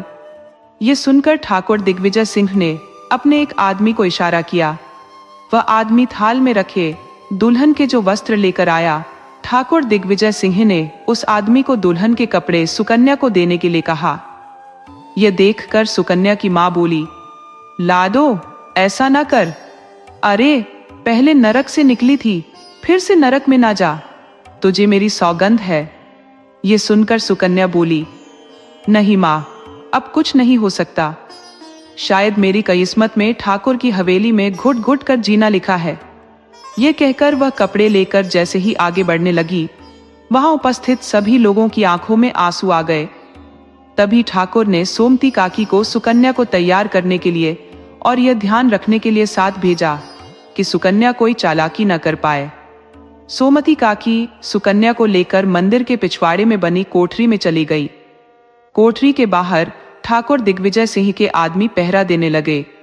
तब ठाकुर दिग्विजय सिंह की बेटी रेणुका, जो काफी देर से जो गुस्से में इस सब को देख सुन रही थी, वह गुस्से में बोली, अरे मेरे को तो तुझे बापू कहने में भी शर्म आती है, लेकिन एक बात याद रखना, तुम्हारा ये पाप ज्यादा दिन तक नहीं चलेगा। तेरे जैसे घटिया इंसान को मैंने आज तक नहीं देखा। मेरा बस चले, ना तो तेरे को जिंदा नहीं छोड़ूं। अपनी बेटी की बात सुनकर ठाकुर गुस्से में बोला, अरे छोरी, अपनी जबान को लगाम दे, वरना जान से हाथ धो देगी। मेरा माथा ना खा। ये सुनकर विमला ने रेणुका को चुप रहने का इशारा किया और कहा, बेटी, अब तो आगे भगवान ही कुछ कर सकेगा। सुकन्या की मां रोते हुए जोर जोर से कहने लगी, हे माता रानी, तुम्हारी आंखों के सामने कैसा अन्याय हो रहा है। अब तो माता रानी रहम कर। मेरी बेटी कितनी परीक्षाओं से गुजरेगी। मेरे वर्षों का इंतजार का यह फल दिया तूने। पल पल मैंने तुम्हें याद किया है। हे माता रानी, मेरी बेटी की रक्षा कर। और आज मेरे को यही दिन दिखाना था, तो इससे पहले मुझे उठा क्यों नहीं लिया। ये कहकर सुकन्या की मां फूट फूट कर रोने लगी। सिया की आंखों में भी आंसू थे। आज उसे वर्षों की तपस्या मिट्टी में मिली हुई नजर आ रही थी। वहीं विमला काकी रोते हुए सोच रही थी, काश उसने अपनी बेटी की जिंदगी बचाने के लिए सुकन्या से जाकर मदद नहीं मांगी होती, तो आज सुकन्या की जिंदगी बर्बाद होने से बच जाती। गांव के सभी लोग सुकन्या की मदद तो करना चाहते थे, लेकिन ठाकुर के डर की वजह से कोई भी आगे नहीं आ रहा था। कुछ ही देर में सोमती काकी सुकन्या को दुल्हन की तरह सजाकर कोठरी से बाहर लेकर आ गई। सुकन्या को दुल्हन के भेष में सजी देखकर ठाकुर दिग्विजय सिंह के चेहरे पर शैतानी मुस्कान आ गई। ठाकुर दिग्विजय सिंह सुकन्या को घूर घूर कर देख रहे थे। वहीं वहां उपस्थित गांव वाले और सुकन्या के घर वालों की आंखों में आंसू आ रहे थे। तब सुकन्या की मां सुकन्या के बापू भीमा की तरफ देखते हुए बोली, अरे तुम्हें अब भी जरा सा भी रहम नहीं आया। फिर से अपनी बेटी को इस नरक में धकेलते हुए तुझे जरा भी शर्म नहीं आती। बाप हो या कसाई, चुप रहो। लेकिन मैं चुप नहीं बैठूंगी, तुम ही चुप रहो। भीमा, जो हमेशा से इस रूढ़िवादी परंपरा को मानता था और हमेशा से सुकन्या को इस वजह से नफरत भी करता था कि वह उसकी इज्जत को माटी में मिलाकर भाग गई थी, लेकिन आज उसे अफसोस हो रहा था। उस दिन उसकी बेटी को उसने तो नरक में धकेल दिया था, लेकिन आज उसकी बेटी उस नरक से निकलकर कितनी खुश है। आज उसकी बेटी उसके माथे का कलंक नहीं, उसके माथे का ताज बन गई है। आज भीमा की बेटी जिस मुकाम पर है, उसके बारे में सुन और सोचकर ही भीमा को गर्व महसूस हो रहा था। आज उसी बेटी की वजह से सारे गांव वाले सुख की रोटी खा रहे हैं, जिसने हर घर में खुशियों का बसेरा किया था। आज भीमा को सुकन्या पर गुस्सा नहीं, प्यार आ रहा था और गर्व महसूस हो रहा था। तब भीमा आगे बढ़ा और गुस्से में ठाकुर से बोला, ठाकुर, तेरी मनमानी अब नहीं चलेगी। सुकन्या मेरी बेटी है और मेरे जीते जी मेरी बेटी को नरक की आग में मैं नहीं झोंकने दूंगा। और अपने बापू के मुंह से यह बात सुनकर सुकन्या की आंखों में आंसू आ गए। आज वह अपने बापू का नया ही बदला हुआ रूप देख रही थी। भीमा की बात सुनकर ठाकुर जैसे ही गुस्से में आगे बढ़ा, तब सिया, विमला काकी, रहीम काका, रेणुका सब वहां आ गए और बोले, हाँ, हम हमारी बेटी के साथ अब कुछ बुरा नहीं होने देंगे। यह देखकर ठाकुर का गुस्सा 7वें आसमान पर पहुंच गया। उसने अपने आदमियों को इशारा किया। उसके आदमी जैसे ही हाथ में लाठी लेकर उन्हें मारने के लिए आगे बढ़े, तभी गांव की औरतें आ गईं और बोली, ठाकुर, तेरा राज अब नहीं चलेगा। सुकन्या हम सबकी बेटी है, उसके साथ गलत कुछ नहीं होगा। औरतों को इस तरह आगे आए देखकर गांव के पुरुषों ने डर की वजह से सभी औरतों को चुप रहने के लिए कहा। तभी गांव की औरतें गुस्से में कहने लगी, अब और गलत नहीं होगा। आज सुकन्या के साथ जो हो रहा है, कल हमारी सबकी बेटियों के साथ भी होगा। अरे कुछ ना कर सको तुम मर्द होकर तो चूड़ी पहन लो अपने हाथों में। गांव की औरतों ने गुस्से में गांव के लोगों से कहा।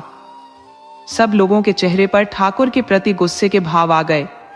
तभी पूरे गांव के लोगों ने कहा, अब ये रावण राज नहीं चलेगा। सुकन्या और अजय बाबू हमारे लिए भगवान है, भगवान।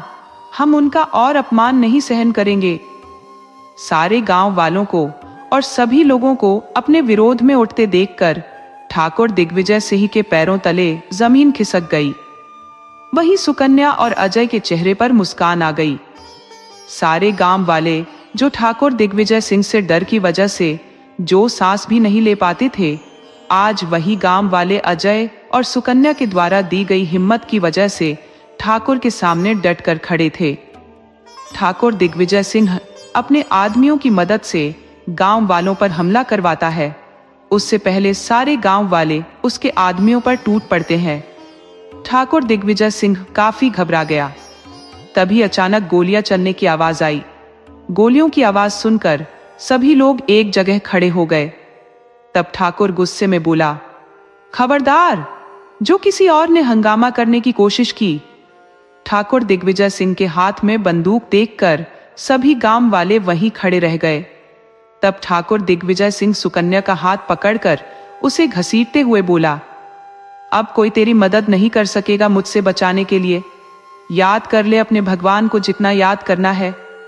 तभी रेणुका ठाकुर दिग्विजय के सामने आ गई और बोली, बापू, जो जुल्म अब तक किए हैं अब नहीं होगा। अगर तुम इस पर जुल्म करोगे तो सबसे पहले मेरी लाश से गुजरना होगा। ये देखकर विमला काकी के घर वालों सहित सभी गांव वाले घबरा गए। ये देखकर ठाकुर दिग्विजय सिंह और भी गुस्से में आ गया और बोला, तू ही मर ले पहले। ये कहकर उसने अपनी बंदूक रेणुका के सिर पर लगा दी। ये देखकर सभी गांव वालों के पैरों तले जमीन खिसक गई और कोई सोच भी नहीं सकता था ये बाप है या कसाई जो अपने स्वार्थ के लिए, अपने हवस की पूर्ति के लिए अपनी बेटी को जान से मारना चाहता है। वह भला किसका सगा हो सकता है। तभी अजय ने गुस्से में अपने आप को उसके आदमियों से छुड़ाया और ठाकुर दिग्विजय सिंह पर झपट्टा मार दिया। जैसे ही ठाकुर दिग्विजय सिंह के लोग अजय पर झपटते, उससे पहले एक आवाज आई, जो जहां है वहीं पर चुपचाप खड़ा हो जाए। ये आवाज सुनकर सभी की नजरें उस आवाज की तरफ मुड़ गईं, तो देखा सभी लोग यानी मंदिर का सारा इलाका पुलिस कर्मियों ने चारों तरफ से घेर रखा था। तभी पुलिस इंस्पेक्टर पंडित राम प्रसाद उपाध्याय आगे आए और सुकन्या के पास आकर बोले, जय हिंद मैडम, कैसी हैं आप, ठीक तो है ना। ये सुनकर सुकन्या बोली, उपाध्याय जी, मैं बिल्कुल ठीक हूं और ये वह महान शख्स दिग्विजय सिंह है और ये इसके महान चेले। सुकन्या ने ठाकुर और उसके आदमियों की तरफ इशारा करते हुए कहा। तब पंडित राम प्रसाद उपाध्याय ने अपने पुलिस कर्मियों को इशारा करके उन्हें गिरफ्तार करने के लिए कहा। पुलिसकर्मी आगे बढ़कर ठाकुर दिग्विजय सिंह को गिरफ्तार कर पाते, उससे पहले ही ठाकुर दिग्विजय सिंह बोला, तेरे को पता है ना मैं कौन हूं। यह सुनकर एक जोरदार तमाचा ठाकुर के गाल पर जड़ते हुए सुकन्या ने कहा, अच्छे से पता है तो कितना बड़ा घटिया कमीना इंसान है। इससे पहले कि यहां सबके सामने तेरी और बेइज्जती हो, चुपचाप खड़ा रहे। ये सुनकर ठाकुर चुप हो गया, लेकिन उसकी आंखें गुस्से से जो दहक लगी और उसके आदमियों को गिरफ्तार कर लिया। तभी एक तमाचा ठाकुर दिग्विजय सिंह के गाल पर पड़ा। ठाकुर ने जैसे ही देखा तो ये तमाचा उसकी बहन ने शारदा देवी ने मारा था। तब शारदा देवी बोली, मेरे को पता था कि एक दिन भगवान तेरे सारे कर्मों की सजा जरूर देगा पापी, और देख आज भगवान ने तेरे कर्मों की सजा तुझे दे दी है। तभी सुकन्या वहां आई और बोली, ठाकुर, ये तेरी बहन है जिसे तूने घुट घुट कर जीने पर मजबूर कर दिया था, जिसकी हंसती खेलती जिंदगी को तूने नरक बना दिया। आज देख भगवान तुझे तेरे कर्मों की सजा दे रहा है। तेरी बहन की गवाही तुझे सलाखों के पीछे पहुंचाने के लिए काफी है। लेकिन तेरे महान कार्यों की लिस्ट इतनी बड़ी है कि इतनी जल्दी तो उसका समापन होगा नहीं। इतना कहना था कि ठाकुर दिग्विजय सिंह के गाल पर दूसरा तमाचा पड़ा। वह तमाचा विमला काकी और रहीम काका की उस बेटी का था जो अपनी इज्जत बचाने के लिए उस नौकर के साथ घर छोड़कर भाग गई थी। अपनी बेटी को देखकर विमला काकी अपने आंसू ना रोक सकी और वे सभी लोग उसे देखकर हैरान थे। तब विमला काकी की बेटी बोली, इस घटिया आदमी को अपने कर्मों की सजा मिलेगी। भगवान के घर देर है, अंधेर नहीं। तूने मेरी जिंदगी बर्बाद करने की सोची, मेरी बहन की जिंदगी बर्बाद कर दी। मैं दूंगी मैडम इसके खिलाफ गवाही। वह बहुत गुस्से में बोली। तब विमला काकी आगे आकर ठाकुर दिग्विजय सिंह से बोली, ठाकुर, तूने मेरी बेटियों की जिंदगी बर्बाद की थी, लेकिन आज माता रानी अपनी आंखों के सामने कुछ गलत कैसे होने देती। आज देख, माता रानी ने तुझे तेरे कर्मों की सजा दे दी। जब पाप बढ़ता है तो खुद माता रानी तुझ जैसे राक्षसों को सजा देने के लिए आती है। आज सुकन्या बेटी खुद माता रानी के रूप में तुझे सजा देने यहाँ आई है। ये देखकर ठाकुर दिग्विजय सिंह तिलमिला उठा, लेकिन अब वह कर भी क्या सकता था। उसकी स्थिति तो उस घायल कुत्ते की तरह हो गई थी जो घूरने के सिवाय कुछ नहीं कर सकता था। तभी विमला काकी का सारा परिवार वहां आ गया।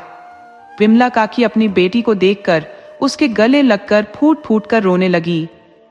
तभी रेणुका ठाकुर दिग्विजय सिंह को देखते हुए बोली, तू मेरा बाप है। भगवान करे ऐसे बाप के यहाँ जन्म लेने से पहले ही मैं मर जाती तो ठीक रहता। मैडम जी, ले जाओ इनको यहाँ से, मेरे को इनकी शक्ल और नहीं देखनी। रेणुका बहुत गुस्से में बोलने लगी। रतन सिंह, जो काफी देर से ये सब देख रहा था, इस सब को देखकर वह बच्चों की तरह डर गया था और वह रेणुका के पास आकर उसके गले लिपट गया।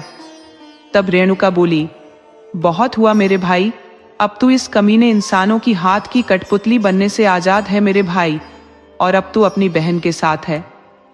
तभी पूरे गांव वाले बोले, सुकन्या बेटी, हम सब तुम्हारे साथ हैं इस राक्षस को सजा दिलाने के लिए। हम भी इसके खिलाफ गवाही देंगे। तब सुकन्या ठाकुर दिग्विजय सिंह के पास जाकर बोली, तुमने रावण के बारे में तो सुना होगा, वह कितना शक्तिशाली था, लेकिन उसका अंत कैसे हुआ था। वही हाल तेरा है ठाकुर। आज देख, तेरे खुद के अपने गांव वाले तेरे खिलाफ है। अब तो तुझे भगवान भी नहीं बचा सकता। और हाँ, तुझे लगता है तू बड़ा शातिर और चालाक है, तो तुमने कहा था ना ठाकुर दिग्विजय सिंह, मैं तुम्हारे जाल में फंस गई हूं। लेकिन मैं तुम्हारे जाल में नहीं फंसी, उल्टे तुम मेरे जाल में फंस गए थे। तुमने सुना होगा, कानून के हाथ बहुत लंबे होते हैं, जिससे बचकर कोई भी मुजरिम नहीं जा सकता, जैसे तुम नहीं बच पाए। तुम्हें तो यही लग रहा होगा ठाकुर, ये सब कैसे हुआ। तो सुनो, जैसे ही मैं विमला काकी की शिकायत पर यहाँ आने का मैंने फैसला किया, तो मैंने पहले गुप्त तरीके से अपने पुलिसकर्मी भी तुम्हारे खिलाफ सबूत इकट्ठा करने के लिए लगा दिए थे। सबसे पहले मैंने रेणुका से तुम्हारे बारे में जाना और तुम्हारे खिलाफ सारा बयान एक टेप रिकॉर्डर में रिकॉर्ड करके आगे भेज दिया। तुम्हें सजा दिलाने के लिए रेणुका का बयान काफी था, लेकिन मैं जानती थी तुम बड़े शातिर इंसान हो, तुम्हारी आगे तक पहुंच है, इसलिए तुम्हें सजा दिलाने के लिए एक नहीं, तुम्हारे सारे कारनामों की लिस्ट तैयार करनी होगी। अब दूसरा, जब मैं यहाँ तुम्हारे घर रहने के लिए आई तो मुझे पता था कि तुम्हारी गलत नजर मेरे ऊपर है। सबसे पहले दुलारी से हमें पता चला कि कैसे सोमती काकी की बेटी के साथ तुमने गलत करना चाहा। धीरे धीरे मैंने सोमती काकी से तुम्हारे बारे में सच जाना। पहले तो सोमती काकी तुम्हारे डर की वजह से कुछ बताने को तैयार नहीं थी, लेकिन मैंने उन्हें विश्वास दिलाया कि तुम्हें इसकी कानो कान खबर नहीं होगी, तुम्हें अपने कर्मों की सजा मिलेगी। फिर रेणुका की तरह सोमती काकी का भी सारा बयान टेप में रिकॉर्ड करके आगे भेज दिया। मैं तुम्हारी पल पल की खबर रखती थी और इसमें मदद मेरी करती थी तुम्हारी जुर्मों की शिकार सोमती काकी। सोमती काकी, दुलारी, ना जाने कितने लोगों के बयान मेरे पास तुम्हारे खिलाफ जो टेप रिकॉर्डर में थे, और यह सब मैंने आगे भेज दिए थे।